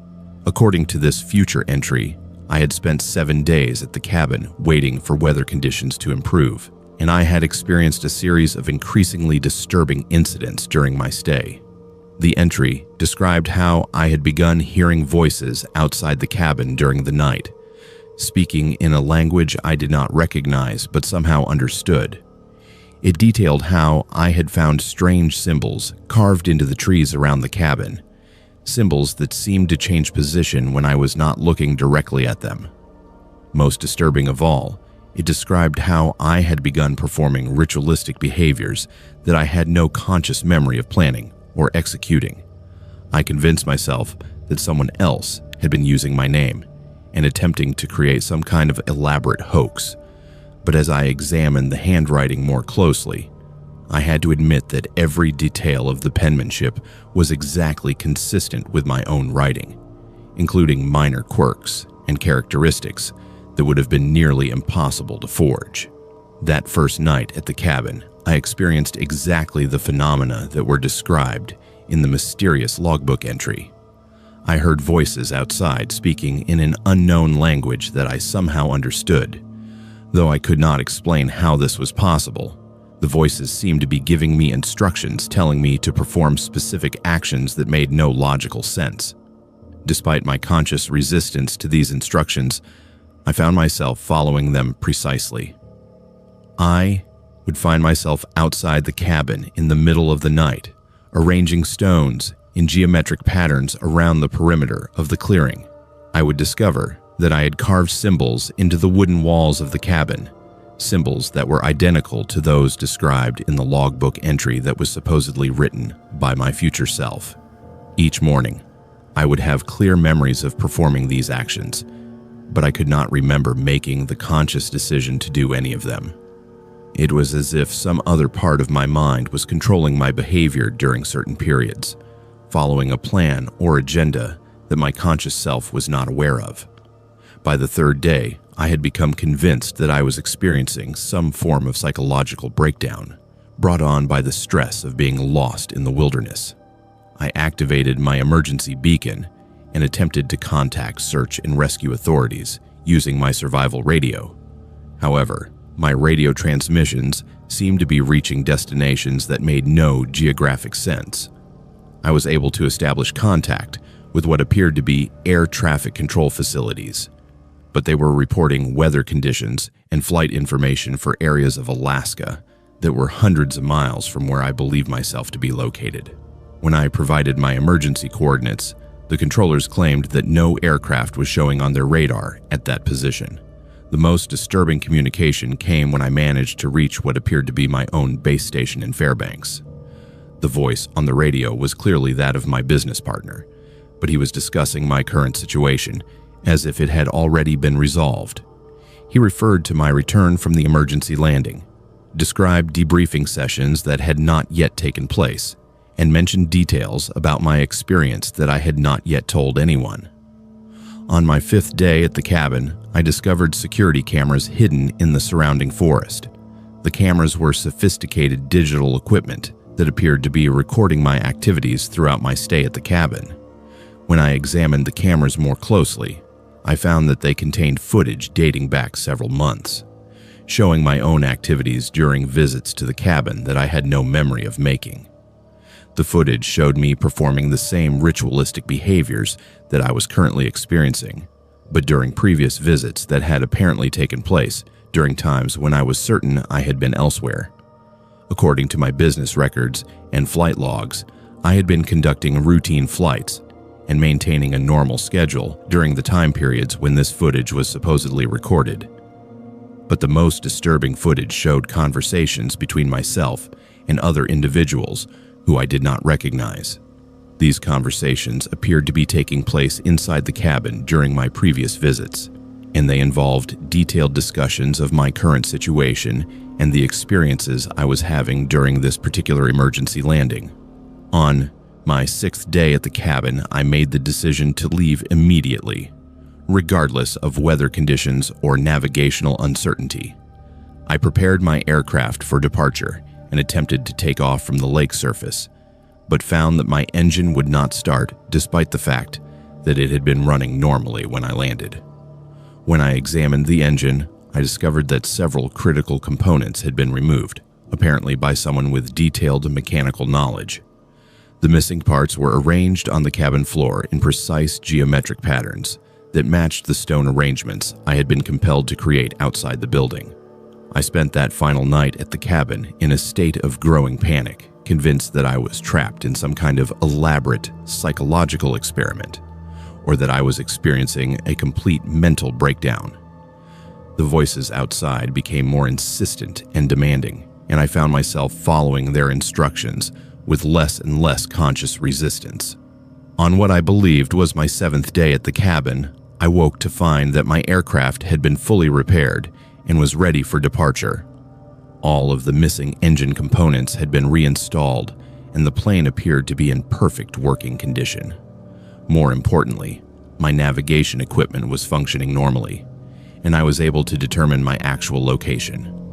The flight back to Fairbanks was routine and uneventful, but when I arrived at my home base, I discovered that according to all official records, I had never left Fairbanks in the first place. My flight plan had never been filed. My aircraft had been seen parked at the airport throughout the entire period when I thought I had been stranded at the emergency cabin. My business partner, friends, and family all insisted that I had been in Fairbanks for the entire week, conducting normal business and maintaining my regular schedule. They had detailed memories of conversations and activities that I had apparently participated in, but which I had no recollection of whatsoever. When I attempted to locate the emergency cabin where I had spent what I believed was a week, I found that no such facility existed in the area where I remembered landing. Satellite imagery and detailed maps showed no lake or cleared area that matched the location where I had made my emergency landing. The logbook entry that I had written during my stay at the cabin was never found, despite extensive searches of my aircraft and personal belongings. The only evidence of my experience was a series of photographs on my digital camera showing the cabin, the surrounding forest, and the ritualistic arrangements I had created during my stay. But even these photographs proved to be problematic as evidence. When examined by technical experts, the digital timestamps showed that the images had been taken during a period when security cameras at the Fairbanks airport clearly showed my aircraft parked and unused.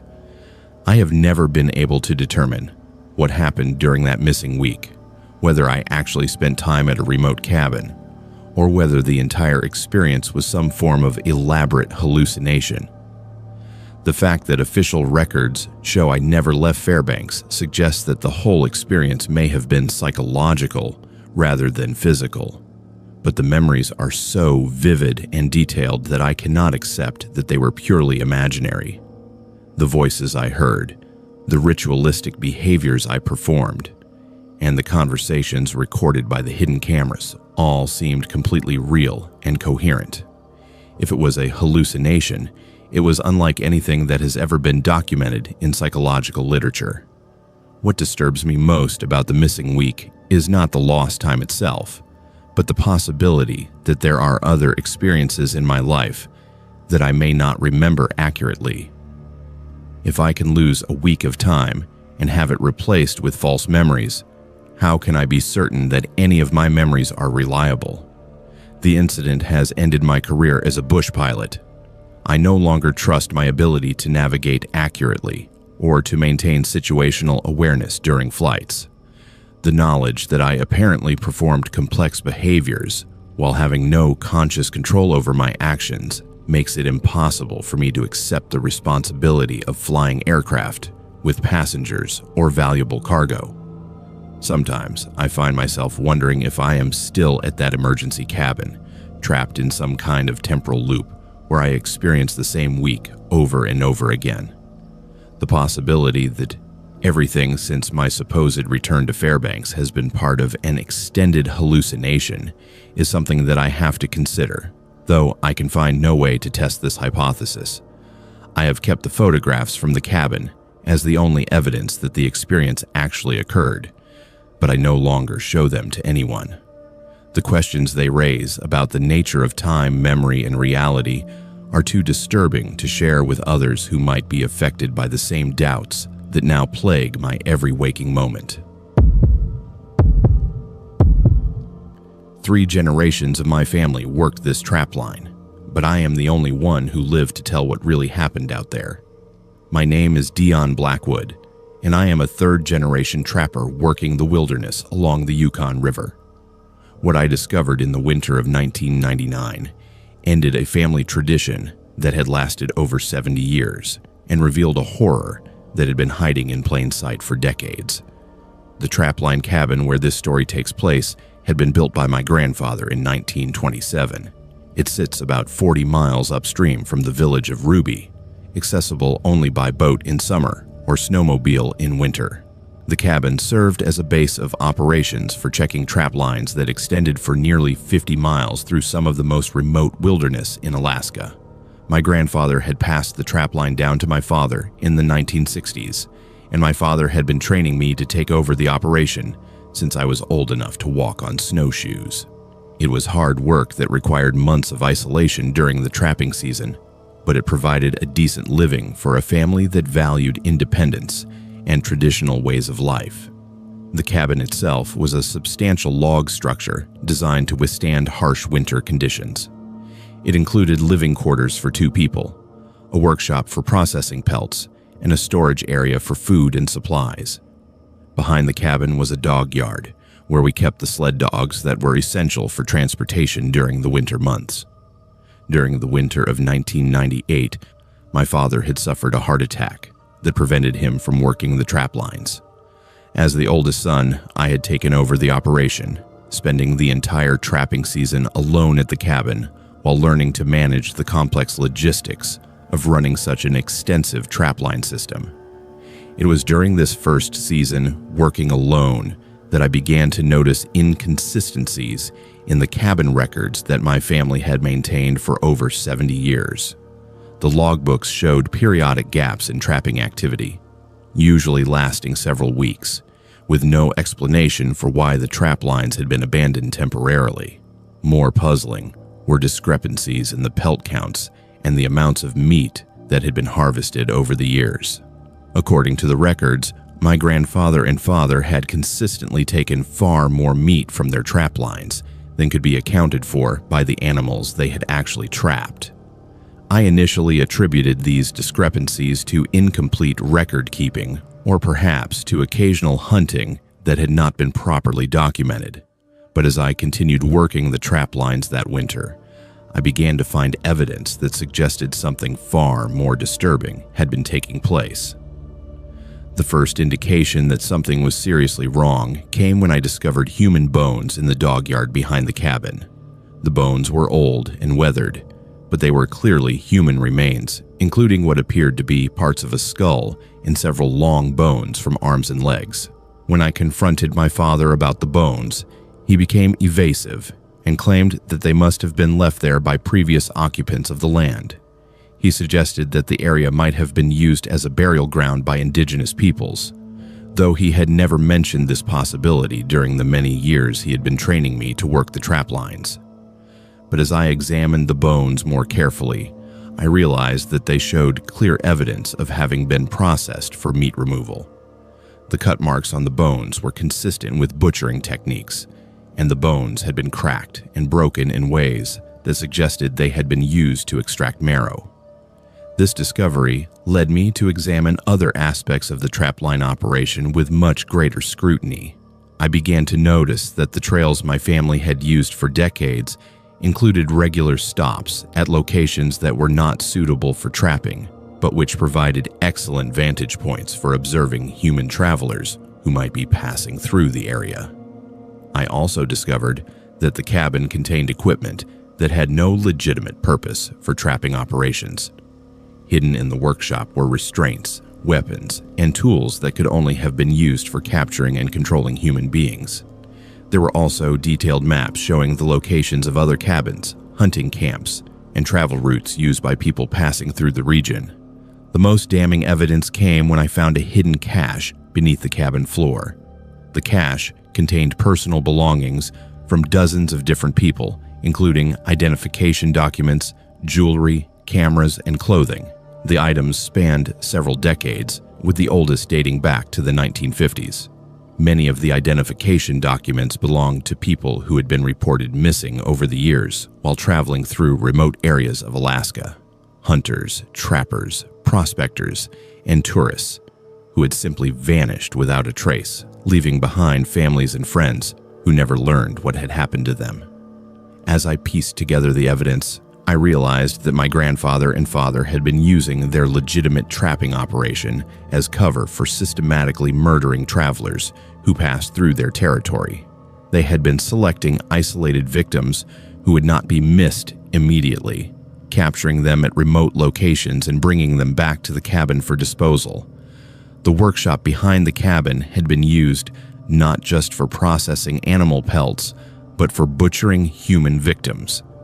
The excess meat that appeared in the family records had come not from trapped animals, but from the people who had been murdered over the decades.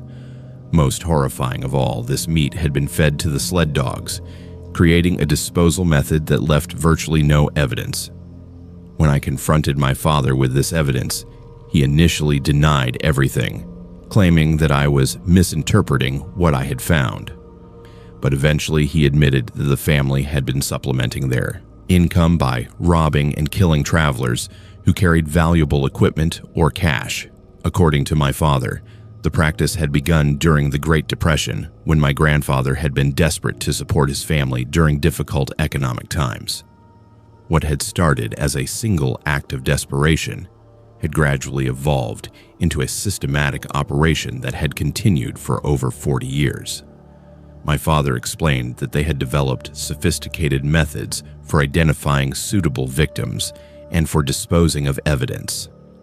They had established relationships with other trappers and guides in the region who would provide information about wealthy hunters or well-equipped travelers who might be passing through remote areas.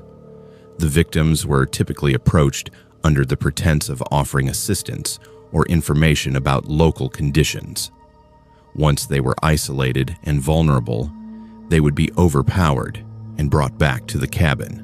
The murders were carried out in the workshop, and the bodies were systematically processed to eliminate all evidence of the crimes. The personal belongings of the victims were kept as trophies, but also served a practical purpose. Identity documents and equipment could sometimes be sold to generate additional income, while other items were kept as proof of successful kills for the benefit of other family members who participated in the operation. My father estimated that the family operation had been responsible for the deaths of over 60 people during the 40 years it had been active. He insisted that they had been careful to select only victims who would not be missed or whose disappearances could be attributed to accidents or natural causes in the harsh Alaskan wilderness. The psychological impact of these revelations was devastating. I had spent my entire life learning skills and traditions from men who I had respected and admired, not knowing that they were teaching me to participate in a family business built on systematic murder. I immediately contacted the Alaska State Troopers and provided them with all of the evidence I had discovered. The subsequent investigation confirmed the worst aspects of what I had learned about my family history and led to the identification of dozens of victims whose families had been searching for answers for decades. My father was arrested and eventually convicted of multiple counts of murder, though his advanced age and poor health meant that he served only a few years in prison before dying of natural causes. The investigation also led to charges against several other individuals who had assisted in the family operation over the years. The trapline cabin and all of the associated property were seized as evidence and eventually destroyed to prevent them from becoming some kind of morbid tourist attraction. The sled dogs were removed from the property and placed with other mushers, though several had to be euthanized because they had become aggressive and unpredictable. For me personally, the discovery of my family history meant the end of not just my career as a trapper, but my entire way of life.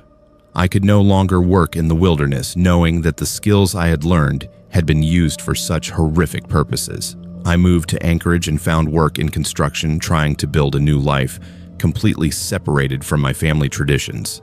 The hardest part of this experience has been living with the knowledge that I grew up in an environment where mass murder was treated as a normal part of family business. The cabin where I had spent countless happy hours learning to trap and hunt had been the site of dozens of brutal killings, and the men who had raised me were responsible for destroying the lives of entire families. I have spent years wondering whether there were signs that I should have noticed earlier, indications that something was wrong with the family operation. But the truth is that my grandfather and father had been so successful at maintaining the appearance of a legitimate business that even someone living in close proximity to their activities could remain unaware of what was really happening. The case generated significant media attention when it became public, and several books and documentaries have been produced about the family operation. But for the families of the victims, no amount of publicity could bring back their loved ones or undo the decades of uncertainty about what had happened to them. What haunts me most about this story is not just the murders themselves, but the realization of how easily such crimes can be concealed in the vast wilderness of Alaska. The isolation that makes trapping and other traditional lifestyles possible also provides perfect cover for predators who choose to prey on vulnerable travelers. The Blackwood family operation succeeded for over 40 years because they understood that people disappearing in remote areas of Alaska is not unusual, and that authorities have limited resources for investigating such disappearances. They were able to kill dozens of people with virtual impunity because they chose their victims carefully and disposed of evidence systematically. I still receive letters from families of missing persons who hope that I might have information about their loved ones. Each letter is a reminder that there are probably other operations like my family business still active in remote areas of Alaska, and that there are predators out there who view the wilderness as their personal hunting ground. The blood on our trap line was not just from the animals we were supposed to be catching, but from innocent people who had the misfortune to cross paths with killers who had learned to use Alaska wilderness as both weapon and shield. That knowledge has made it impossible for me to ever view the wilderness in the same way again, and it has convinced me that some family traditions are better left buried in the past where they belong. Mile marker 127 on the Dalton Highway. Every trucker knows to never stop there alone. This story takes place in the winter of 2006, during one of the worst blizzards I had experienced in my 15 years of hauling freight across Alaska's most dangerous road.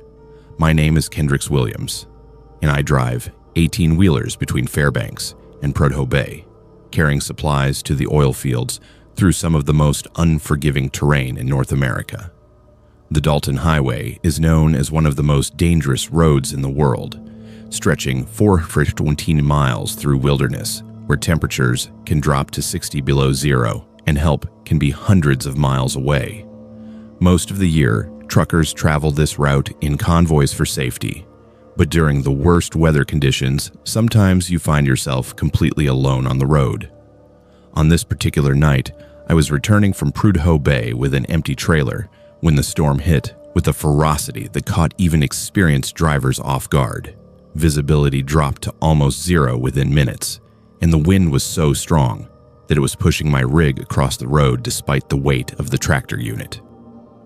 Mile marker 127 is located in one of the most remote sections of the highway, about 200 miles north of Fairbanks, in an area where there are no services, no cell phone coverage, and no help available if something goes wrong.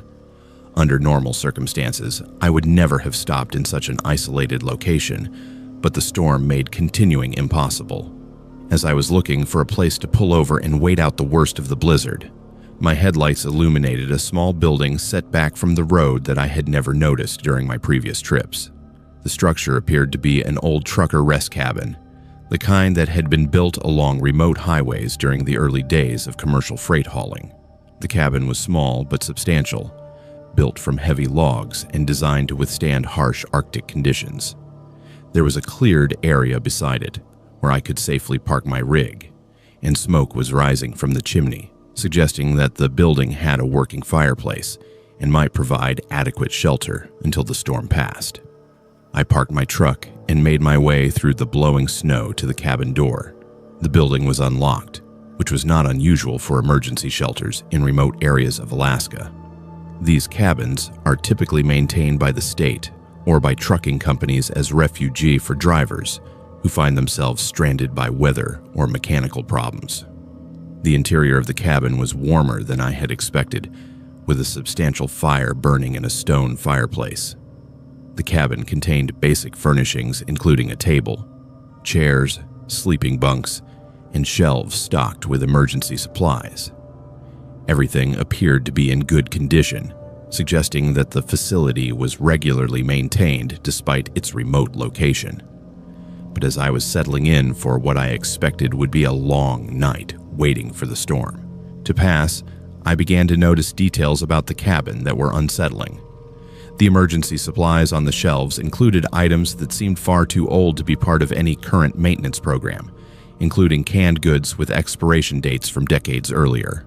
More disturbing were the personal belongings scattered throughout the cabin. There were children toys, family photographs, and clothing that clearly belonged to people who had been staying in the cabin at some point. The toys were old-fashioned, the kind that had been popular in the 1970s and 1980s, and many of them showed signs of having been played with extensively. As the storm continued to rage outside, I began to hear sounds that could not be explained by wind or the settling of the building. There were voices, faint but clearly audible, that seemed to be coming from somewhere inside the cabin. The voices included adults and children, engaged in what sounded like normal family conversation. Initially, I attributed the sounds to radio transmissions that might have been picked up by metal components of the building or to sounds from my own truck that were being carried by the wind. But when I turned off my CB radio and went outside to check my rig, the voices continued, and they seemed to be coming from inside the cabin, rather than from any external source. When I returned to the cabin, the voices became clearer and more distinct. I could hear a man and woman discussing travel plans, and children asking questions about their destination. The conversation had the casual, intimate quality of a family that had been traveling together for an extended period of time. But what made these voices truly disturbing was that they seemed to be describing a situation that was very similar to my own. The family was apparently stranded by bad weather and were discussing how long they might need to stay in the cabin before conditions improved enough for them to continue their journey. As I listened more carefully, I began to realize that the voices were describing events that had apparently taken place many years earlier. The family was discussing travel by car rather than truck, and their conversation included references to dates and places that suggested they had been traveling during the late 1970s. The most chilling moment came when I heard one of the children ask how much longer they would need to stay in the cabin before someone came to help them. The father voice responded that help would come eventually, but that they needed to stay warm and stay together until rescue arrived. This conversation was followed by a period of silence, and then I began to hear different sounds. Instead of conversation, there were sounds of distress, including crying and expressions of fear and desperation. The children's voices became increasingly frightened, and the adult voices took on a tone of barely controlled panic. Over the course of the night, I heard what appeared to be the gradual deterioration of a family situation as they realized that help was not coming and that they were trapped in the cabin by weather conditions that were beyond their ability to survive. The voices chronicled their growing desperation as their food supplies ran low and the cold began to overwhelm their ability to maintain adequate heat. The most heartbreaking sounds were the children's voices as they gradually became weaker and less frequent. I could hear them asking their parents when they would be able to go home, and the parents trying to comfort them with promises that everything would be all right, even as their own voices revealed their growing despair. By morning, the storm had passed, and the voices had stopped. As I prepared to leave the cabin and continue my journey, I decided to investigate the history of the building to try to understand what I had experienced during the night. When I contacted the Alaska Department of Transportation about the cabin, I learned that no such facility was supposed to exist at mile marker 127. According to their records, there were no rest cabins or emergency shelters in that section of the highway, and no permits had ever been issued for construction in that area. But when I described the location and appearance of the building to other truckers, several of them reported having seen the same cabin during emergency situations over the years. More importantly, they had heard the same voices that I had encountered, and they described the same family conversation that seemed to chronicle a tragic outcome. Further investigation revealed that in February of 1970, a family of 4 had been reported missing while traveling from Anchorage to Fairbanks during severe winter weather.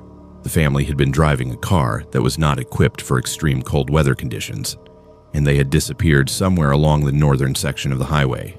The family had included 2 adults and 2 children, ages 8 and 10. Search and rescue operations had been conducted for several weeks, but no trace of the family or their vehicle had ever been found.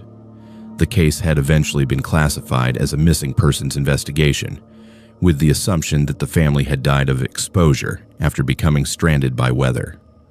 According to the missing persons report, the family had been traveling to visit relatives in Fairbanks and had been expected to arrive on a specific date.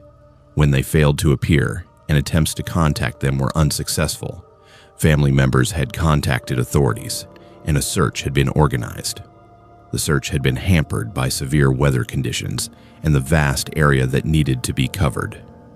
Helicopter and ground search teams had covered hundreds of miles of highway and surrounding wilderness, but they had found no evidence of the missing family or any indication of what had happened to them.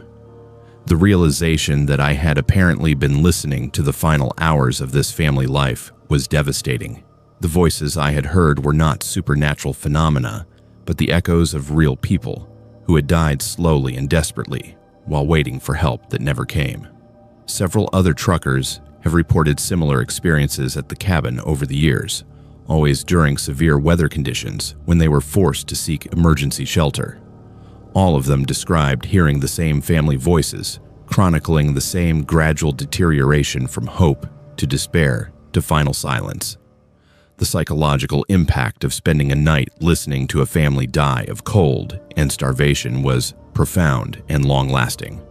For months afterward, I found myself unable to sleep without hearing the children's voices asking when they would be able to go home, knowing that they never would.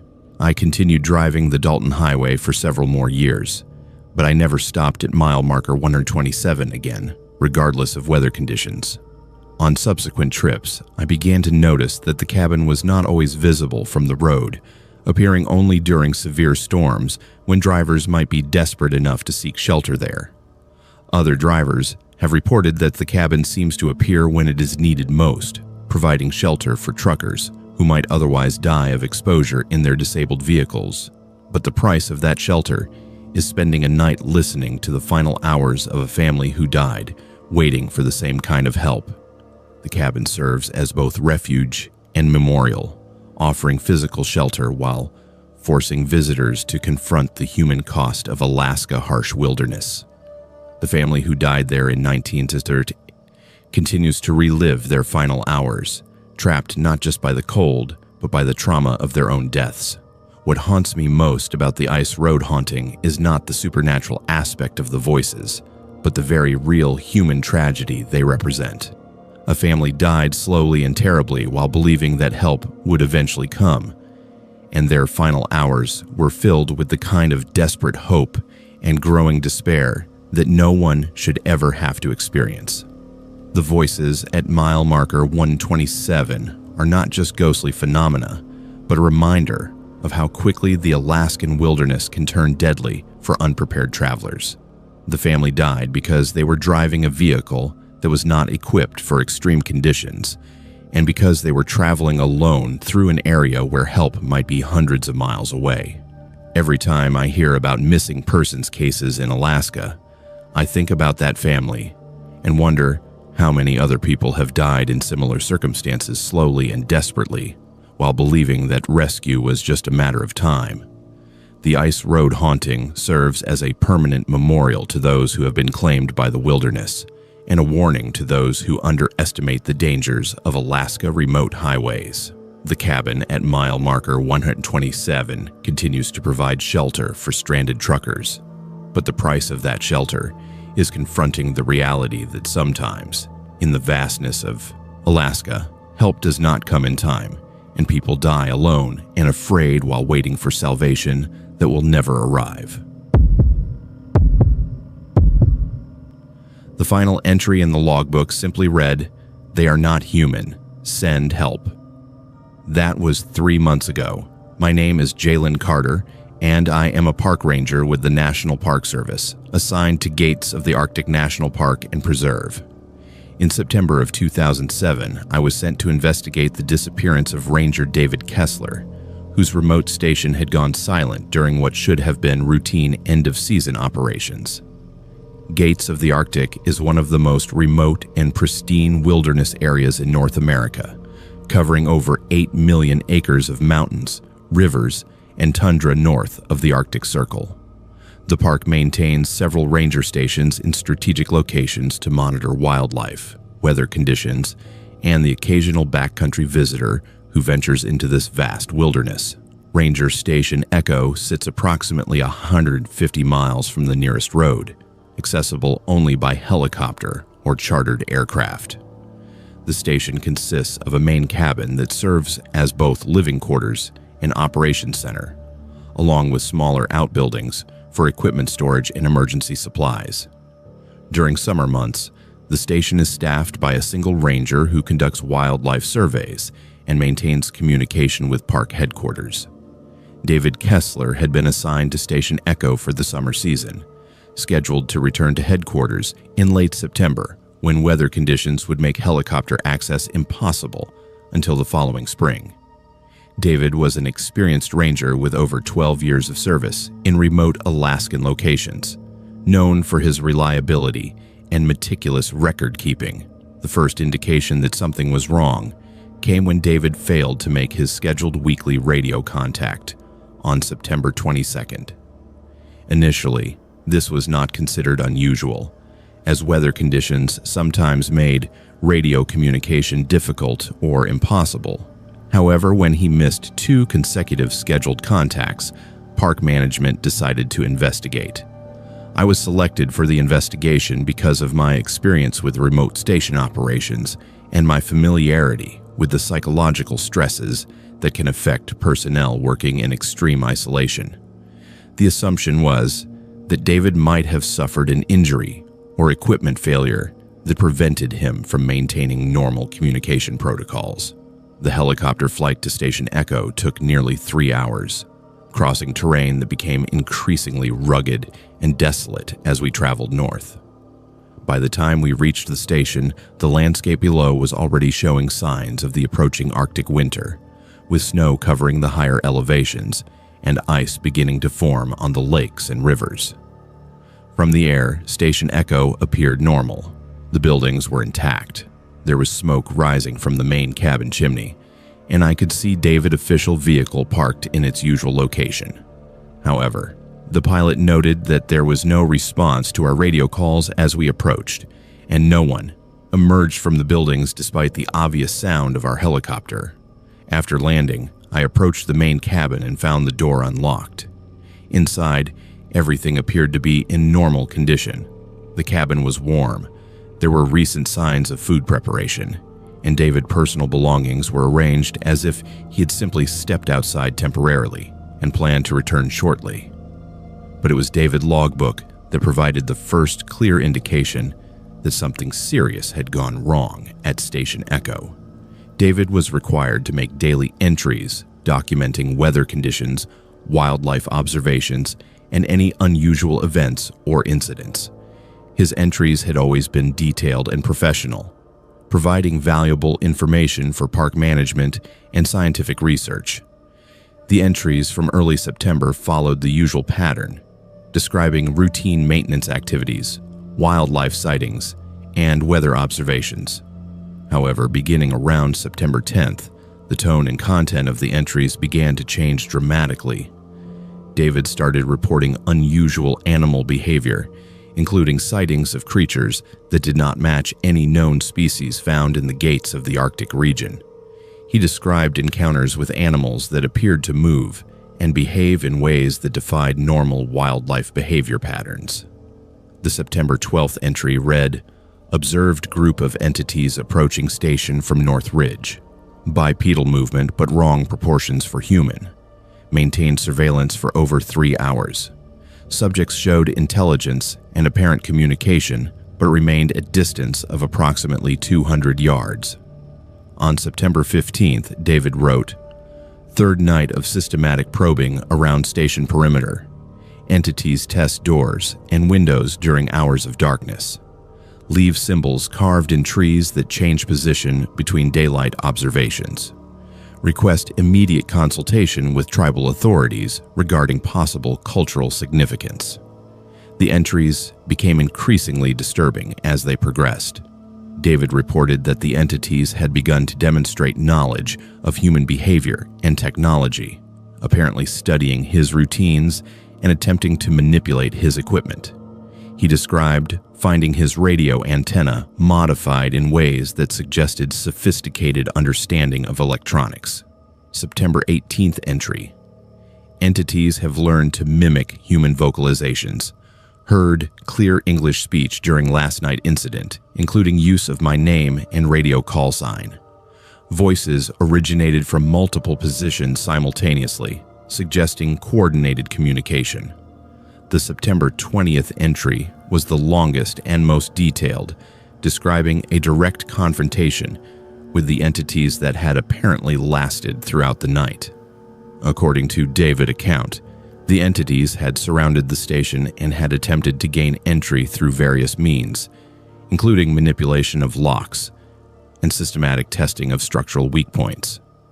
David wrote that during this incident he had been able to observe the entities closely enough to determine that, while they appeared generally humanoid, their physical characteristics were inconsistent with any known human population.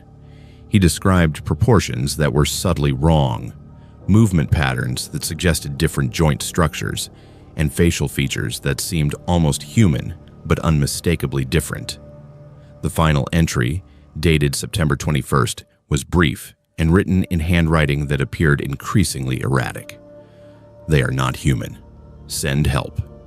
After that date, there were no additional entries in the logbook, and there was no sign of David anywhere at the station. However, there was clear evidence that someone or something had been living in the cabin since his disappearance.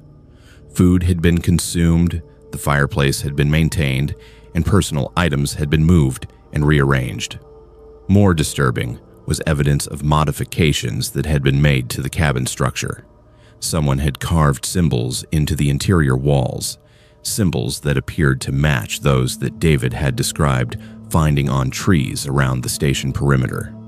The symbols were complex and appeared to follow some kind of systematic pattern, though their meaning was completely unknown. I also found evidence that the radio equipment had been systematically dismantled and reassembled, apparently by someone with considerable technical knowledge. The modifications appeared designed to extend the range and power of the radio, though for what purpose was unclear. Outside the cabin, I discovered the symbols that David had mentioned in his logbook entries. The carvings were found on trees throughout the area around the station, and they did indeed appear to change position between observations. Symbols that I photographed in specific locations would be found in different positions when I returned to the same area later. The most disturbing discovery was evidence of systematic surveillance of the station. I found observation posts in the surrounding forest that had been constructed with sophisticated understanding of concealment and sight lines. The posts provided clear views of all station activities while remaining virtually invisible from ground level. But perhaps most unsettling was the realization that I was not alone at the station. During my first night there, I became aware that I was being watched by entities that maintained positions just beyond the range of my flashlight. I could hear movement in the darkness around the cabin, and I occasionally caught glimpses of figures that seemed to move with intelligence and purpose. The entities made no attempt to communicate or approach the cabin directly, but their presence was constant and unmistakable. They seemed to be studying my activities with the same systematic attention that David had described in his logbook entries. On my second day at the station, I discovered David's final message. Hidden beneath loose floorboards in the cabin was a sealed envelope containing additional documentation that David had apparently concealed before his disappearance. The envelope contained photographs, sketches, and written observations that provided much more detailed information about the entities. The photographs were blurry and taken in low-light conditions, but they clearly showed humanoid figures with proportions and features that were subtly but unmistakably non-human. The figures appeared to be wearing clothing or coverings that looked almost like human outdoor gear, but with details that were somehow wrong. David's sketches provided more detail about the physical characteristics of the entities. He had apparently been able to observe them closely enough to document specific anatomical differences, including joint structures that were inconsistent with human physiology and facial features that suggested a different evolutionary development. The written observations included David's theories about the nature and purpose of the entities. He believed they were conducting some kind of systematic study of human behavior and technology, possibly as preparation for more extensive contact or interaction with human populations.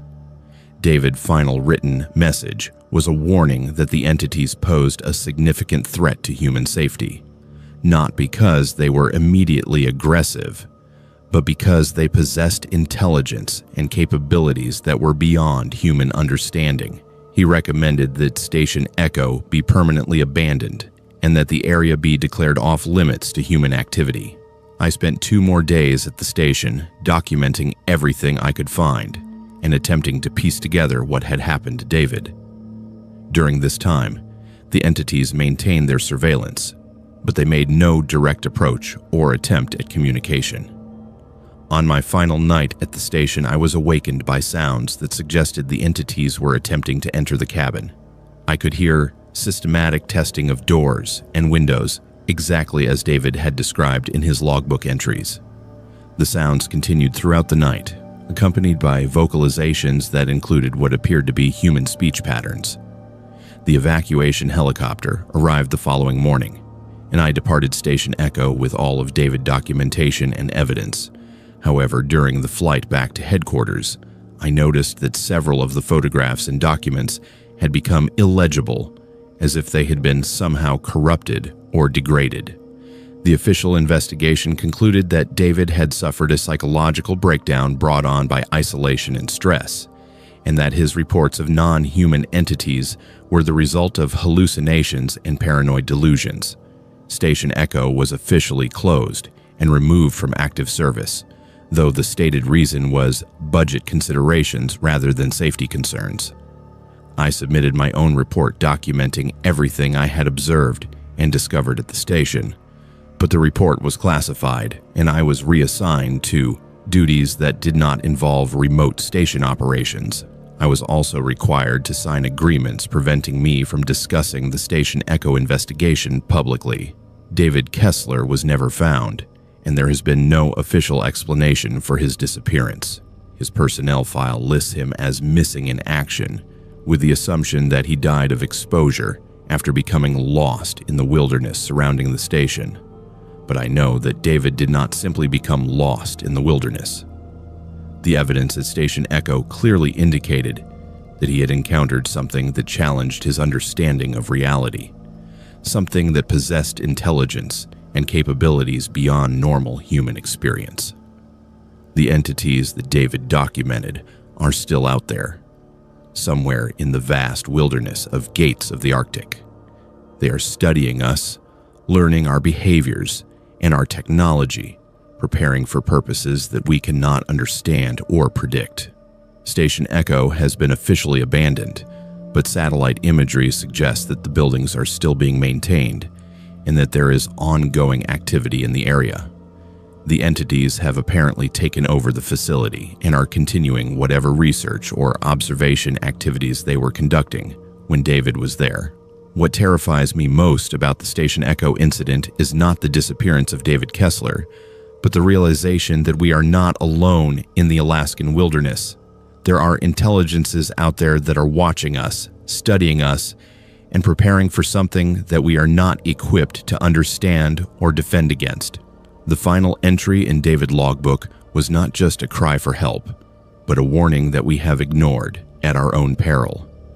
The entities that took Station Echo are still out there, and they are not human. Whatever they are planning, we are not ready for it, and we may never be.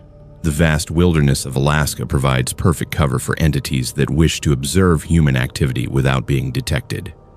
The isolation that makes places like Station Echo valuable for scientific research also makes them ideal locations for non-human intelligences to conduct their own research on us. David Kessler tried to warn us about what was happening at Station Echo, but his warnings were dismissed as the delusions of an isolated mind under stress. His disappearance was explained away as a tragic accident, and the evidence he left behind was buried in classified files that will probably never see public scrutiny. But the truth is still out there, somewhere in the wilderness beyond the Arctic Circle, where entities that are not human continue their systematic study of our species. They have learned to mimic our voices, to manipulate our technology, and to move among us without being detected. And they are still waiting, still watching, still preparing for whatever comes next. The last entry in the logbook was David's final gift to us, a warning about a threat that we are not prepared to face. The question is whether we will heed that warning before it is too late, or whether we will continue to ignore the evidence until the entities decide that their observation phase is complete and it is time to reveal themselves to the world.